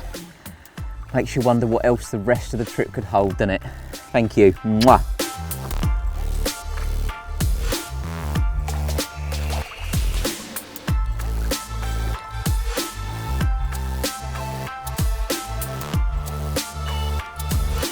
This left-hander has been out since we got here. It's on an 8-foot zig, but there's so many fish on the top now. But not only that, they've come a little bit shorter. I've just tied myself up a spare 10-footer. I'm gonna get that on here and fish it right amongst them. Got to make the most of these opportunities.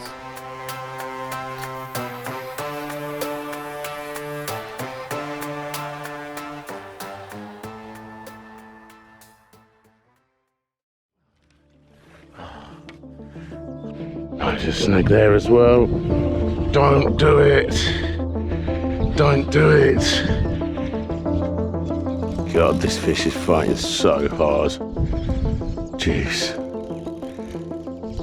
Now we're heading back up to the snaggy zone again. We don't want that.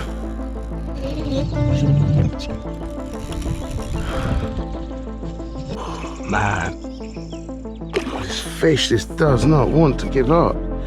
Jeez. Here he comes. Here he comes. I just think someone that really long. Thick set common that. Parker. Yes. Whew. That's a pretty decent one that. Oh yeah. Mental carp. Absolutely mental. What a battle. Jeez. Claire. Why does it always happen? I got one. When I go away, the rods go. Yeah, well done. It's a nice one as well, Well thanks, done. Eddie. Mwah. You okay? Yeah, it's a nice one. I reckon mid-30 common, Yeah. massive big rubbery crayfish eating lips. Got a bit of a belly on him, he's got a pink tinge to him where he's been eating loads of I wanted crays. to eat more of the crayfish because they keep eating my baits. Perfect timing, darling. Do you know what? What an amazing feeling. Please don't go in that snag. Yeah, you've got to be quite strong with them here. Yeah, I'm gonna. There you go. What wasn't that? Make sure you get. Okay, it's a massive one. Okay, it's a really big one. Calm down, my dear. Yeah, I'll net it for you. Yes. Hang on, he's not in. Is he in? Yes. Oh, Claire. Yes, Claire. Don't let the net go, you Yes, Claire. Yes, Claire. Yeah, man. Oh, mate. Oh, yes. Check that out. Keep buzzing, mate. Oh, gosh, Claire, it's a giant. Oh my god, my first big carp of the year. It's a and giant. what a beautiful one it is. Look how orange it is. Oh my Beautiful, God. proper crayfish monster. Oh my god. Look at the width as well. Yeah, baby. Jeez. It's £60. No way. It's £60 on those, Claire. Shit. Yes. Put it down. New PB. New PB. New PB. Buzzing. What a car.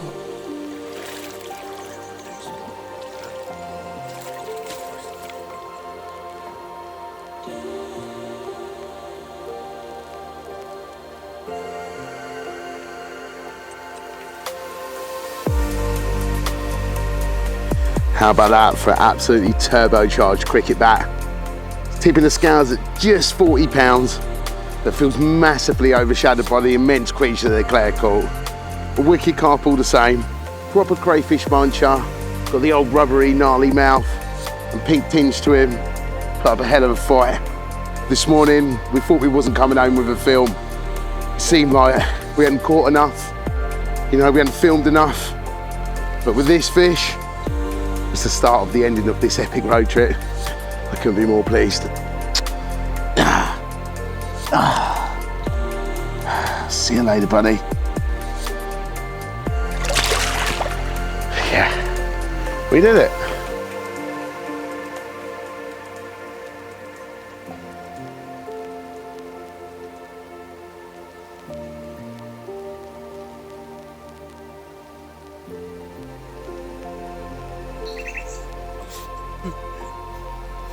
Oh wow, Claire. Oh my god. That's huge. What a carp.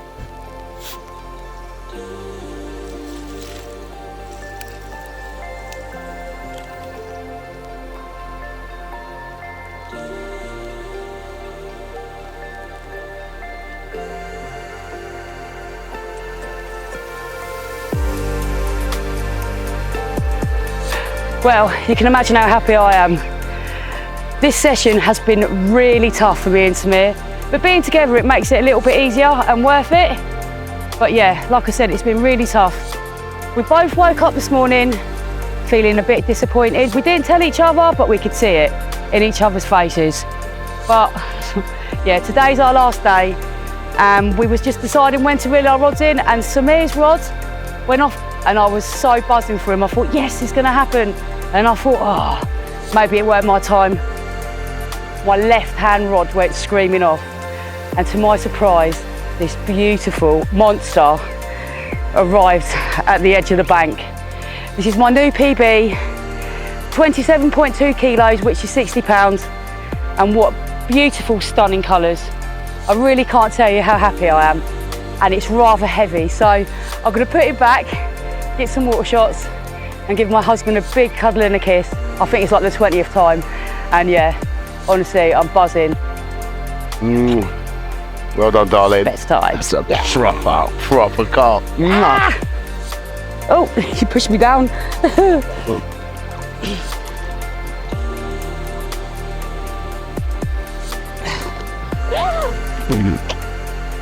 Thank you, buddy.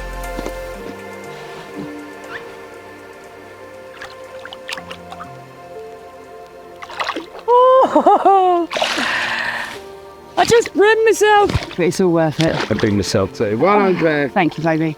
Oh, it's gone all the way down. Form the D, and then I'll just steam that so everything's nice and neat and straight.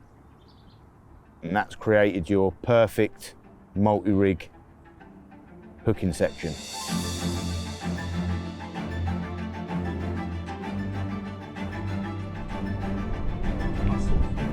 What's your weight?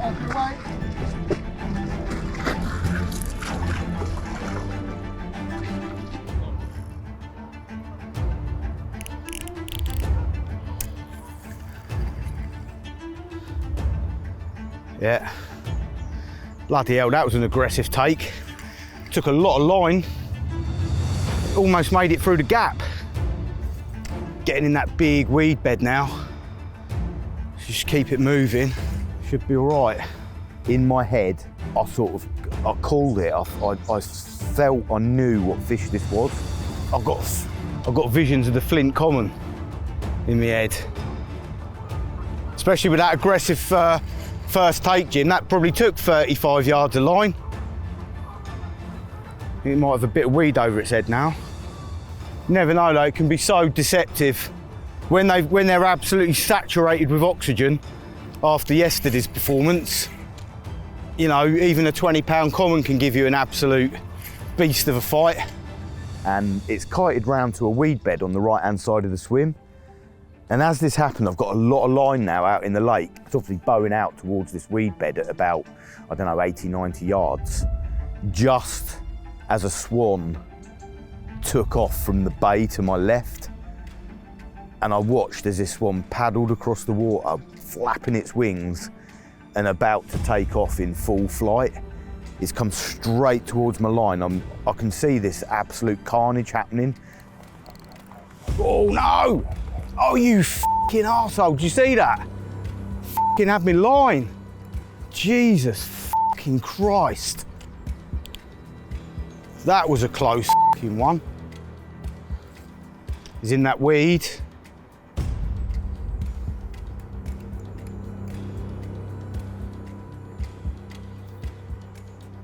F***ing hard fighting carp. I could just imagine it knocking the hook hold out or something, but you know, I've got ultimate faith in those rigs, the hooks that I use, and they held firm. And you know, a good battle with this powerful old carp. And when it rolled for the first time, I think we saw this sort of this flank, and I actually thought it was a mirror to begin with. And then I'm like, no, it's a common, and I saw the width. No, it's a common. It is the flint common, isn't it?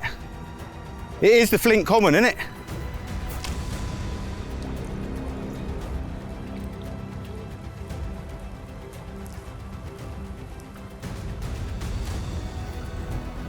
F***ing flint common. F***ing yes.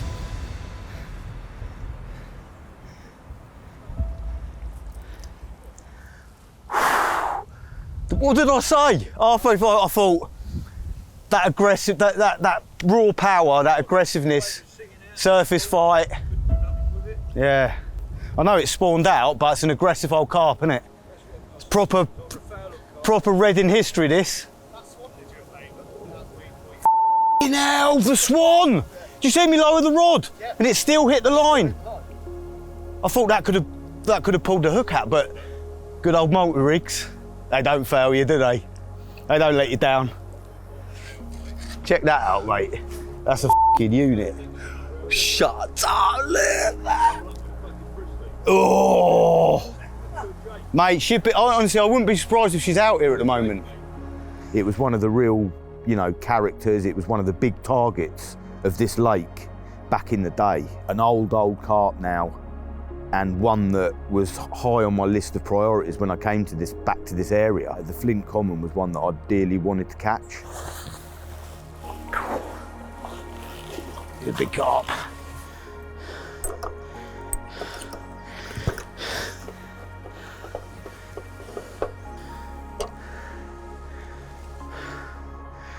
What are we talking? It's very close to 47. You're joking? It is 47.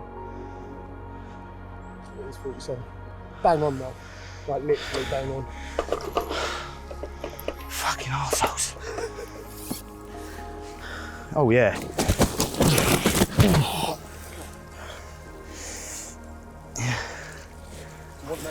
Big carp. Yeah, leave it as is. It's well known for a ruck, this one. I've got a funny feeling, yeah, it's going to be a little bit. You alright? Yeah, mate.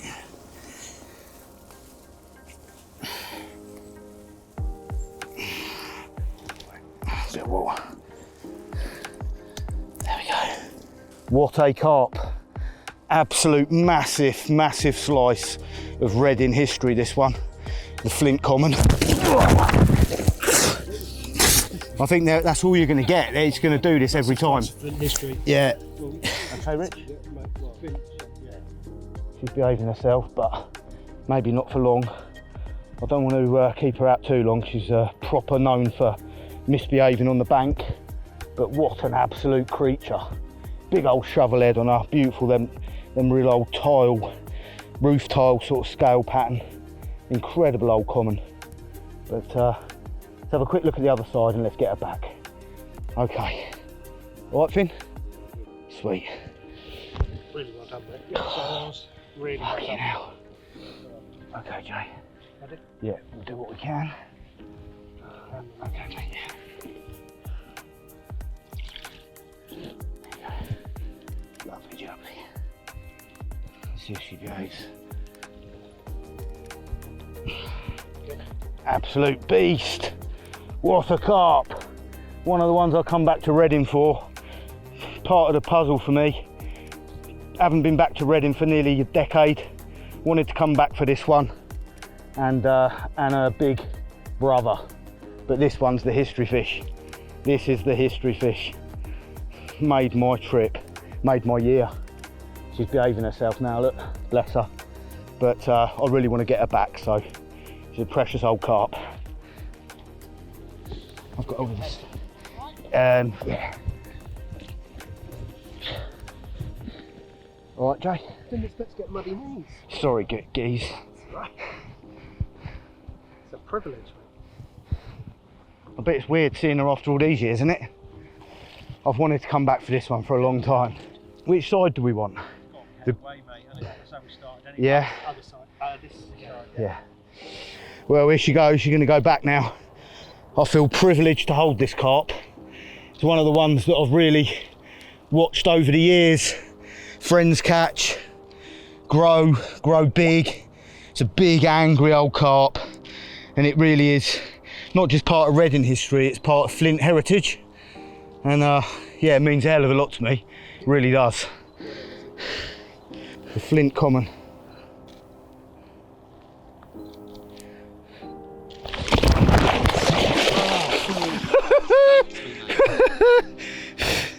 Should we do the other side? Yeah.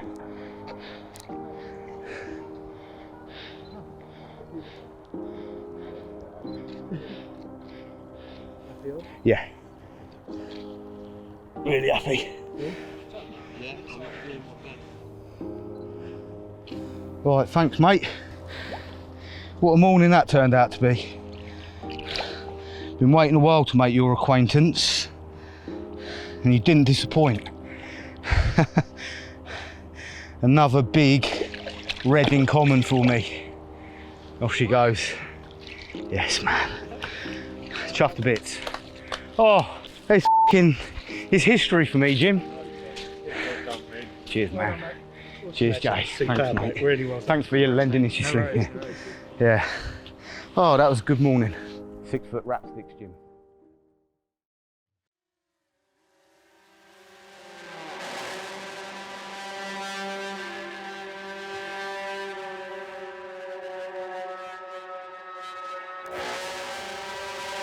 One coming in. There's another one. The second one coming in. Well, the small common.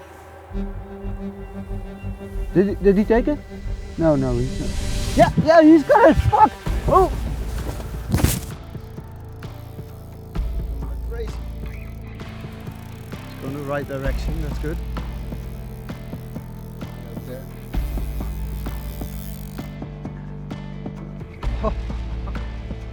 Oh, the line came off the spin. I thought I lost it. Hey, Will. Oh, can't believe it. Fishing less than 30 minutes, watching the live cam, and you cannot believe it. Fish comes in, takes the bait. Kited off to the right, luckily, because if it kited to the left, it would have been a struggle. Oh, here he goes. It's not a big one, but the first fish. Baby common, getting in the net. All right, teamwork, mate. Yes. First fish in front of the live camera.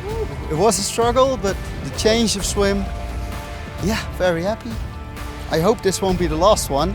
They can only grow. And I'll go in the water for the first time. With waders, of course. Tiniest fish of bled. We caught it the way we want to catch it, in front of a live camera. It already unhooked itself. Probably because his young lips are very soft, but the hook hold was perfect, as we could see on the camera, right? Here he is, the tiny little troublemaker. Very quick take, and we are happy with that. It's not always the big one that you catch. Very cool to see. It was not the best take. He came from the wrong direction, so he was filling the camera screen when he took the hook bait, and then he shoots off like crazy, and the other one just keeps on feeding. So yeah, this one can go. Very happy with the first fish from that. The first take on the water was just great. It gave a lot of motivation to keep going on.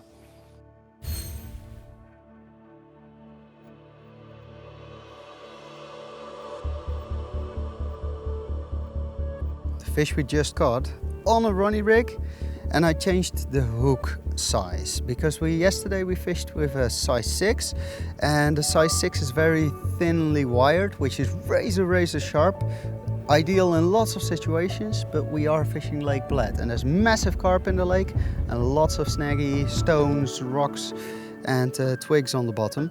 So switch to a size 4, which is slightly thicker, slightly stronger and has a better hook hold. We got the rig back in position and we replaced the camera. And because we were so certain of more fish coming in, that we placed a second camera for a second angle. Pretty cool, right? This way we can even better see the approach of the carp to the pop-up. And the pop-up did attract a lot of interest of the carp. But we have to say it was mostly small carp that were visiting the spot. The only big carp that visited the spot seemed to only feed on bottom baits, unfortunately. He was feeding really close to the pop-up, and when a smaller carp also came in, he kind of got interested by the pop-up and touched it, but that wasn't nearly a pickup. There are fish jumping behind me. We haven't got anything else since the first fish this morning, but it's our first fish in front of the live cam. So that's good news. We're still hoping for more. This project has been a lot of work. This number of cameras and people and the distances that we're coming every day is a lot. But we're doing our best and we've learned a lot, so now it's time to get some results. Well, a couple of hours have passed. We've seen a lot of fish in front of the live cam, but just not picking up the hook bait, which is a shame. It can still happen. Kenny and Dave are heading to the airport soon. And when Donnie and James are here, we're going to do something fun. So we have a little bit more time. Let's hope for a last minute bite. I'm gonna tie some more rigs, just to be prepared. Right, Luke, what rig should I tie? This week we had very warm weather and that means the water temperature rises. Fish want warmer water and that's mostly at the surface. So we did find a big school of carp at the surface of Lake Bled, and that's not good because you cannot catch them there. We brought everything with us. The 3 boats, brought the kitchen sink, the lot. We're just coming up camping. It's a real nice swim where you are down there, like 4 dads out there. My bivvy. Candle to keep the mozzies away. Blocked the path off there, blocked the bushes. Come up the hill, blocked the path off again, so no one can get through. Found the painting in the bushes, so boom, hung the painting up just to add some colour to the swim. Rubbish bag and that, another candle. Dad's bivvy. These 4 rods, boat, yeah, nice and proper tucked away, it barricaded ourselves in and that. full of anticipation, never arguably. It must have started that morning, just pea green soup, like horrendous. Going out, I went out in the boat, searched that full area, couldn't see more than 10 inch down. It was just completely void of life. Got the winch camera, because I do use a winch camera every blue moon for if I'm putting a big hit in on one over it's gone or not. Obviously there's only a small head of carp, there's a lot of bream, so then bream will clear you out. Put the winch camera down on the spot, and exactly where I put my marker float out, and it confused me a bit this. I put the marker float out, gone out to my spot, lowered my winch camera down, solid weed. Solid weed. Now I moved a bit to the left to where my dad's spot was, gin clear. Now my dad has had about 40-50 fish off this spot, all bream, he's had no carp. I've had 3 fish, all carp. Now, I think I'd only had 1 or 2 bream. I might have had 1-2 bream, he'd had like 40-50 bream. Literally exactly where my rigs were getting cast 4 days ago was 3-foot iron Canadian. And now I was using the pop-up about 1 inch high, just on an helicopter, but my bead was right down. I don't use the helicopter for the helicopter, just to stop tangling, ejects the lead easy, stuff like that. Bead was right down, only like a 10-inch rig, stiff boom as well, and that was getting cast into 3 foot of weed. I don't know how that was even presenting, let alone doing me bites. But it baffled me. You could have 3 foot zig out, it might not have even presented, but yeah, just basically practically a bottom bait, pops up 1 inch. It was cast into 3 foot of solid weed, somehow managed to catch me a fish, well 3 fish. But it looked absolutely diabolical this time. It was horrible, pea green, weed had started breaking up, floating weed, it just looked bad again, like another algae bloom, like 8th or 9th one this year now, and it's only middle of summer. Went off searching, went back down to that first bay that we'd ever fished. I'd had like 4 or 5 mega nights, just chilled out, a few bays, don't really drink when I'm fishing, but I had a few bays, just chilled out, watching the world go by, watching the sun come up every morning, just loved it, but nothing had really happened. And then I moved back to that spot on like the 6th night, a bit lost. We said we're going to just go down south, go jump on a day ticket, I think. Bit lost, it wasn't really happening, we didn't want to sit there for 17 days.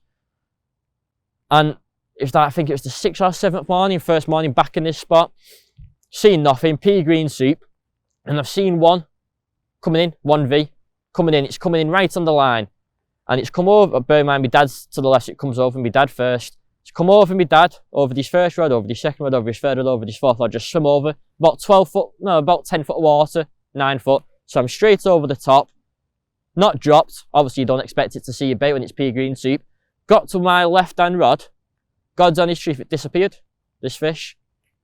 That's dropped that. Within no more than 20 seconds, left-handers away.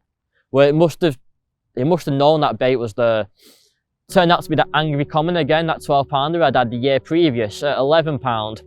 By this point now, I think we'd had 18 fish, but I think like 6 were recaptures out of 18. I think these stamp of fish that people were saying were in here just weren't in here. So we ended up disappearing, going down south. Just cut the session there, went down south. I think he had a couple of fish up to like 38, 39 down south on a day ticket, but then when we come back on, it'd have been like September by that point, we was pretty much done with the place, you know, Love 8. Didn't have anywhere else to go, but was time to head somewhere else. And then when we come back on, would have been the back end of that year. We'd had a few months off, come back on, we found a couple of fish, but it just wasn't happening. Weed was bad, and we ended up knocking it on the head for that year. Then this year, we've not really done a great deal on here because we've been fixated on this other pit, but we've tried keeping in touch with it. I come back on midsummer, went back down to obviously that shallow area, right down in like the end of the swimming pool really, so to speak. I'd seen 3 fish there that session. I only did one night, it's in 3 fish, but it's a bit mad, like there was no real weed there. Middle of summer, I think this year it's had its cycle, you know what they say, every year they have a cycle where the weed doesn't grow as bad every 7 years or something. I'd seen middle, probably low mid-20s, couldn't really tell what it was, just a backsat in the weed. As I'd spooked it, I got right up to it trying to look at it, I don't know what it was, I think it could have been that black eye one, but I'm not sure. As I've spooked it, it shot out and it's in about 3 foot of water, gin clear. I'm watching this fish swim out, and as I've turned around, there's another one that's spooked, but it's spooking towards me. Like, I don't think it's realised what's going on, it's just seen that fish spooked, so that one's spooked, but it's coming towards me, and it's in about 3 foot of water, and you can see every single twist or turn, and it looked colossal, it must have looked 35, 40 pound, and I'm sat there just shaking, thinking this is what we've been here for, and then it's flanked, and it's that wrong one again. Like you could see clear as day, same scale, same twisted mouth on the corner, 100% that fish. But it looked colossal in that shallow water, coming in at me the way it was spooking. And then I'd seen another one about 20 pounds, so I'd seen 3 20-pound midders. But that's pretty much all I'd seen. I'd only done the one night, didn't get anything. Then I thought, we'll have another crack on it in the autumn because I'd had a bit of stuff go on this other pit that I'd gone on to fish. I'd had a bit of stuff go on. I felt like I was pretty much done on there, even though it had only been 12 months. I felt like I'd pretty much caught more than what I wanted to catch out of there. So I thought, we'll have another go on here for the autumn. The autumns are always good. So where we are now, I've come up, been baiting it for, say, the last 3 months. But there's a couple of other carp lads who've been baiting the same zone as us. They've not been fishing it as long, but they've been baiting here, we've been baiting here. Half the time we've rocked up, they're on. Half the time they've rocked up, we're on. It's not ideal. They've had a few fish as well, a few nice fish. I think up to like mid-20s, maybe upper 20s, I think they might have had the biggest fish that I know of coming out, but I not really done a great deal, but I reckon I've done 8 nights or something. First night we dropped on after baiting for a while, seen one show in between us, thought it's game on, because when you see them show, you don't see that many shows. Despite it being a big pit, you just don't really tend to show. I thought it's game on, we're going to have something, but nothing happened. Trip after, we'd rocked up and my dad's in the swim he's about 50 yards up, my dad in the next swim. I'm sat in my swim, put rods out, pretty much out the blue really. We hadn't put any bait in for about 6-7 days, and I'd rocked up, we hadn't even had time to wrap them up, it was going dark. One of them last minute plans, wasn't really a planned trip. I just put 3 singles out to where I thought was my spot, and then after about an hour I thought, I don't fancy fishing a single on a 200 acre pit. So I scattered all the boilies just round, generally anywhere in that kind of area where my rods were. Got my head down. No, sorry, I hadn't. I was sat with my dad making tea, just about to get my head down, and I've just had this one toner from hell. Come running up to me swim, and it's all just deep water out here. You don't really need a boat or nothing. Hit it, and again, it just felt like a massive fish, but I think it's because these fish don't get hooked that much. When you hook them, and you've got so much water, so much oxygenated water, so much weed, when you hook them, they don't half go. Must have been 15-20 minutes, kiting left, kiting right, kiting left, kiting right. Just couldn't stop the thing. It come up, and all I've ever wanted from it is a 30. I know of 1 being caught, maybe 2. And this fish has come up in the dark, it looked colossal, put it in the net, and me and my dad have both just picked each other up, and we're just running up and down, throwing each other up and down the banking. Very similar to when I had like the Northwest Junior record. He did the same. He just picked me up and just threw me in the mud. Looking at it in the net, it looked 30 all day. Now it didn't end up going 30. I think it was just your mind wanting it to be bigger than what it actually was. But a ridiculous fish, one that I'd actually seen my dad have again, another recapture. It was mega up in weight, but unfortunately it had a running with the otters. There's quite a few on here, to be honest. I had one in my bivvy about a month back. Sat in my dad's making tea again, come back down, there's an otter in my bivvy. There's quite a few otters in here. This one's had a running, because when my dad had it 2 years previous, it was all mint. Now it was mega up in weight, like really up in weight, but it had big chunk of its tail, all its sides was slit, under its belly was slit. Definitely had a running with the otters, but up in weight. Luckily it's managed to survive. That was my biggest fish I'd had from me. Again, not the 30 I wanted, but to not really be doing much this year and not really done much on here, been fishing at other pit, it kind of just kept, it was nice just to have one, so it kept like the run of having a fish every year going. And then come first light, my dad had a take, and that's the first time we've both ever caught on the same trip. It's normally either I'll have 3 or 4 fish, or I'll have 1 or 2 fish, or my dad will have a few, but we've never both caught on the same trip. And he'd had another one that he'd already had, but mega up in weight. So that pretty much brings us up to where we are now. No real big ones out of here, but I think we've had 21, 22 fish, but almost half of them are recaptures. For almost every one that we catch, we've already caught one. So it's pretty much, I don't know, I don't think there's many in here myself, but I'm going to keep ticking away at it over the years. The dream's just a 30 from here, £30 1 ounce. It's not, to some it's not really a big fish, and it's not really a big fish, but to have one from here at 30, after all the I reckon I've done 400 or 500 nights. I've lost 2 or 3 jobs because of it, where I've been sacked from one from staying there longer because I thought I was on for the bite. You know, it's cost me a lot. Cost me a lot of relationships, a lot of time, a lot of effort, a lot of money. Just hopefully one day I can get one out of here, but for now, just have to keep on trying.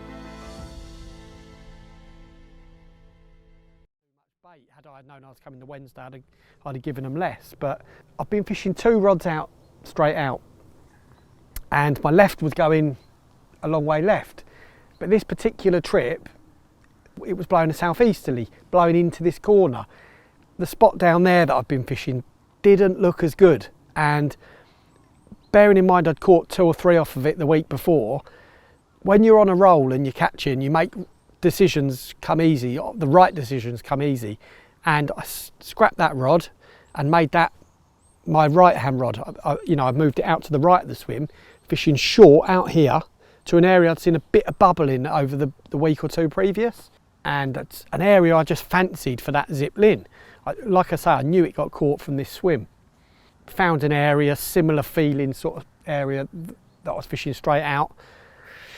Probably 9 or 10 foot, silty, clean, sort of a firm drop if you like, firm silty drop, just nice. 30 yards out, put a rod there, but actually put a float there to, I think, a certain amount of wraps. Baited the float with a dozen pouchfuls of 12 millers. Crank the float in, put a hinge out to the clip, matching food bait, bonk, perfect. Sunk the line on all 3, super confident of getting a bite. Like I say, the wind was pushing in southeasterly into this corner. It looked prime in here, you know. early hours the next morning, maybe an hour before light, sort of about 6 o'clock, something like that, I get a bite on the right hand rod. Ominous sort of fighting. It did a bit of kiting and stuff, but it didn't really fight. And now in the torchlight, I clocked eyes on it down here, quite a sort of a yellow belly to it. Didn't look a big fish, maybe a 30 pounder at best, I thought. Netted it. All of a sudden, in the net, it spun, and you know, it's only a short fish, didn't look big. It wasn't until I sort of saw the depth of it, and then as the fish turned in the net, the width of it, and the telltale sign of the zip linear scales, that I realised I could not believe it. It was the zip lin, quite an elusive one. I mean, I've got a couple of mates that have caught loads of fish out here. I mean, even Spooner, he's had some of them big ones 4, 5, 6 times, and he never caught that one. So it wasn't a mug by any means. And there it was in the bottom of my net. I was only a few fish in, really. How's your luck? But yeah, like the one I wanted. Probably at the time of year I really wanted to catch it. I'd seen another mate's shots of it, looking all autumnal, like yellow belly, like golden leaves in the background. I thought, oh, I really loved that shot of it. And yeah, anyway, got it end of October, and she's in my net. I calmed down, had a tea, sorted myself out, kept checking it, making sure it was definitely the one. Every time I looked at it, it grew a few pound, and all of a sudden it was plainly obvious. I was looking at a 40 pound linear. Early hours. And in there, if you can see that, that's the one. A big lin, a big zip. Fucking get in. Fucking can't beat this feeling, you know. Fucking yes, can't believe it. I sorted her out, unhooked her, popped the hook out. Hook was like 1.5 inches back in the middle of the mouth. I even remember recording, unhooking it on my phone. I think I sent that to you, didn't I? Weighed her, propped the old landing net pole up in the V of the tree, and yeah, 41 pound 2 ounces. Slipped her in a sack, and yeah, absolutely buzzing that morning. Just could not believe I'd caught the 2 that I really wanted the most from the lake already, and I still had like all the best time to come, like the rest of the autumn and the winter to come, and yeah, just could not believe it. It's going off. Big common down there. It's like mid-30 to me. I've got the big zip, the one I really wanted, in the sack. Massively low pressure, like 990 or something like that. Feels so good. Went really mild last night. Yeah, but 3 in, I don't know,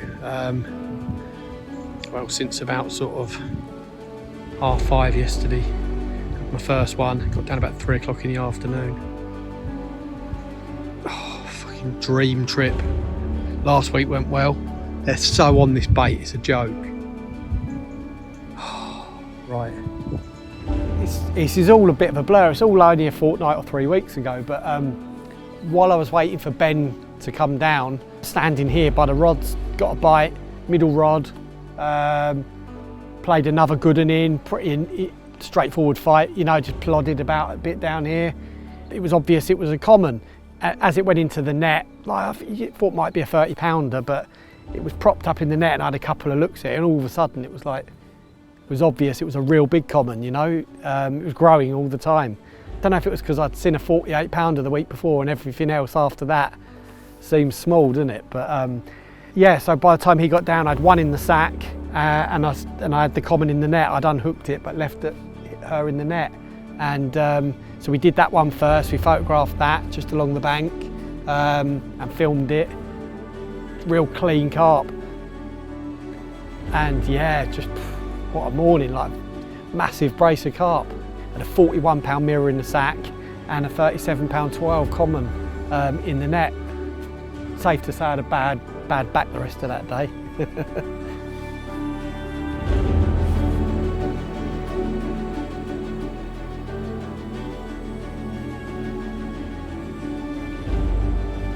got Ben down from Corda, he came down and did me like super proud with the pictures. Got some incredible shots of her.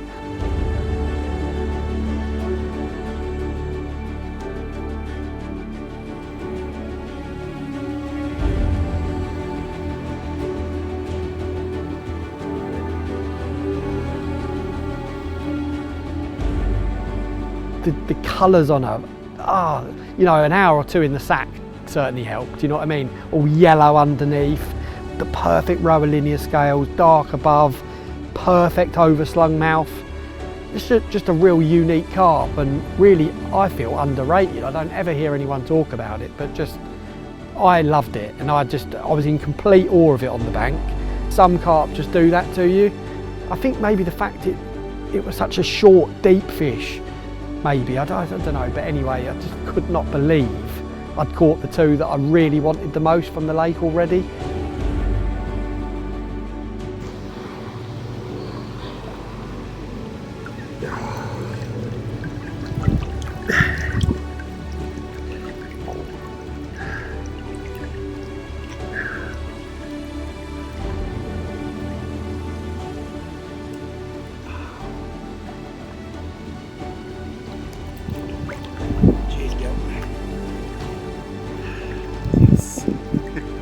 Yes!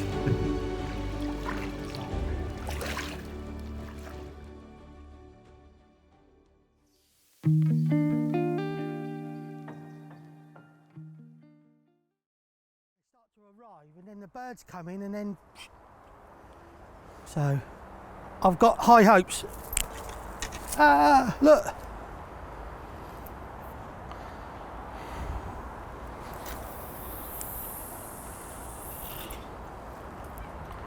So I'm now like what I call snatch fishing. I'm now watching the hook bait behind the controller. So as soon as I see that hook bait, which is white, there you go, bang. You just strike and it's either on or off, but you've got to wait till it go black. Do you like that one, Elliott? I couldn't have done that any better. Like, the wind was going away, the birds had left us alone a little bit.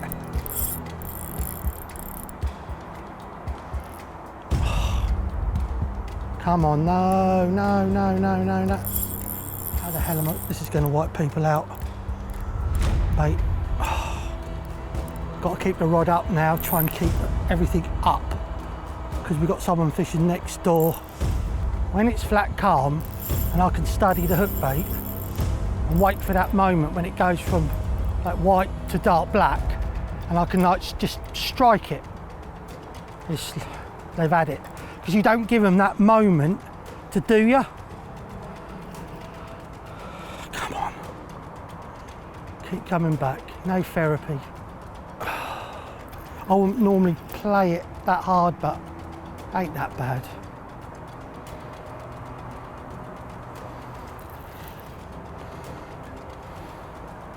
Is he coming around? Oh, he's coming round. Fingers crossed, boys and girls. But honestly, it's so easy, even if you can't see. Just get a Nash bolt machine, chuck it out there, a few little bits, and then you just spom over the top. Job's a good one. You don't have to buy special kit. A lot of the time I use a Nash Pursuit 3.5 test curve with a big chuck reel.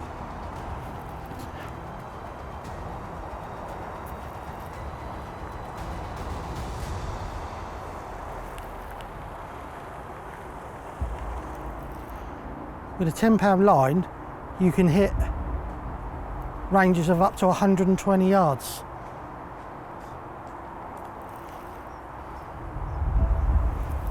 Never seen action like that before, have you, Elliott? More knowledge gained, free tuition.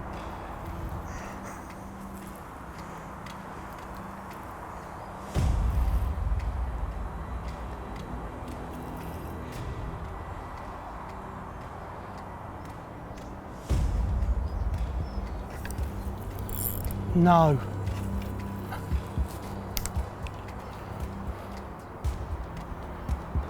So Elliott, for a bloke who's 57, my eyesight's good at range, isn't it? It's just shit close in. I have been known to put the rod down and put some mixers out. Is that one there? Look.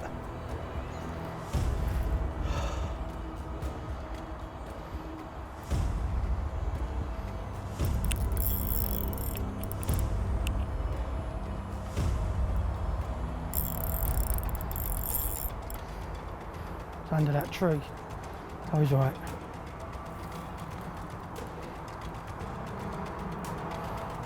Look at that one, look. Come on, baby.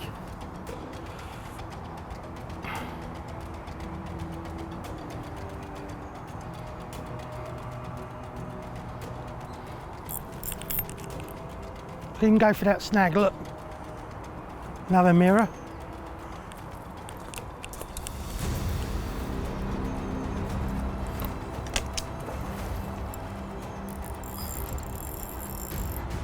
Got quite a bit of pressure on it as well, and he's smoking me.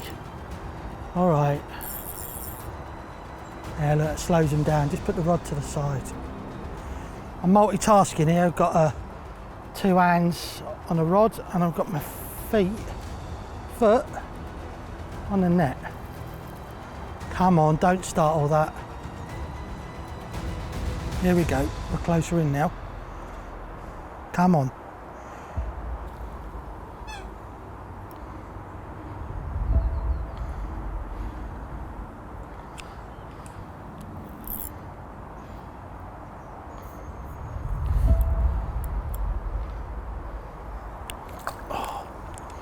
That'll do, won't it? 2 or 2. Right, I need to get some food out.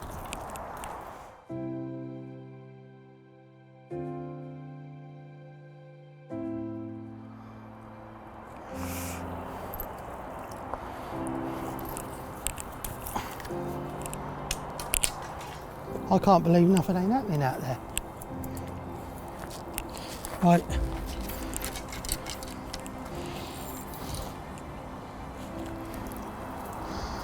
Going to put a new hook link on this one because he's had 2 now, and this one did really play up. Put a little bit of oil. Oh, I know, mate, sorry. I know.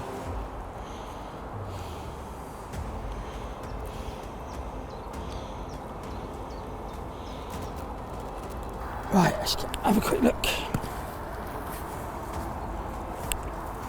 Right, this one was what I call snatch fishing. Study the hook bait, wait for the white hook bait to go dark. As soon as it goes dark, you just strike the hook in before he knows what's happened. So it does sort of, that's the way forward. Normally you can only do that really when it's calm. But with the oil, when you get the right situation, you can, thanks, you can do it in the oil, like bang, because it's flat. But that was just perfect to do that for camera. That was mega. Need to put a bit of fish care there as well on here. It's really cool to do fish care. Really cool. Carpical. There you go. Right, let's get him back. Right, we've got a lifted scale, so we just put some carp care treatment on it and then just do his mouth. Right, it's good to go. That's it. Let's get him back. Come on, mate.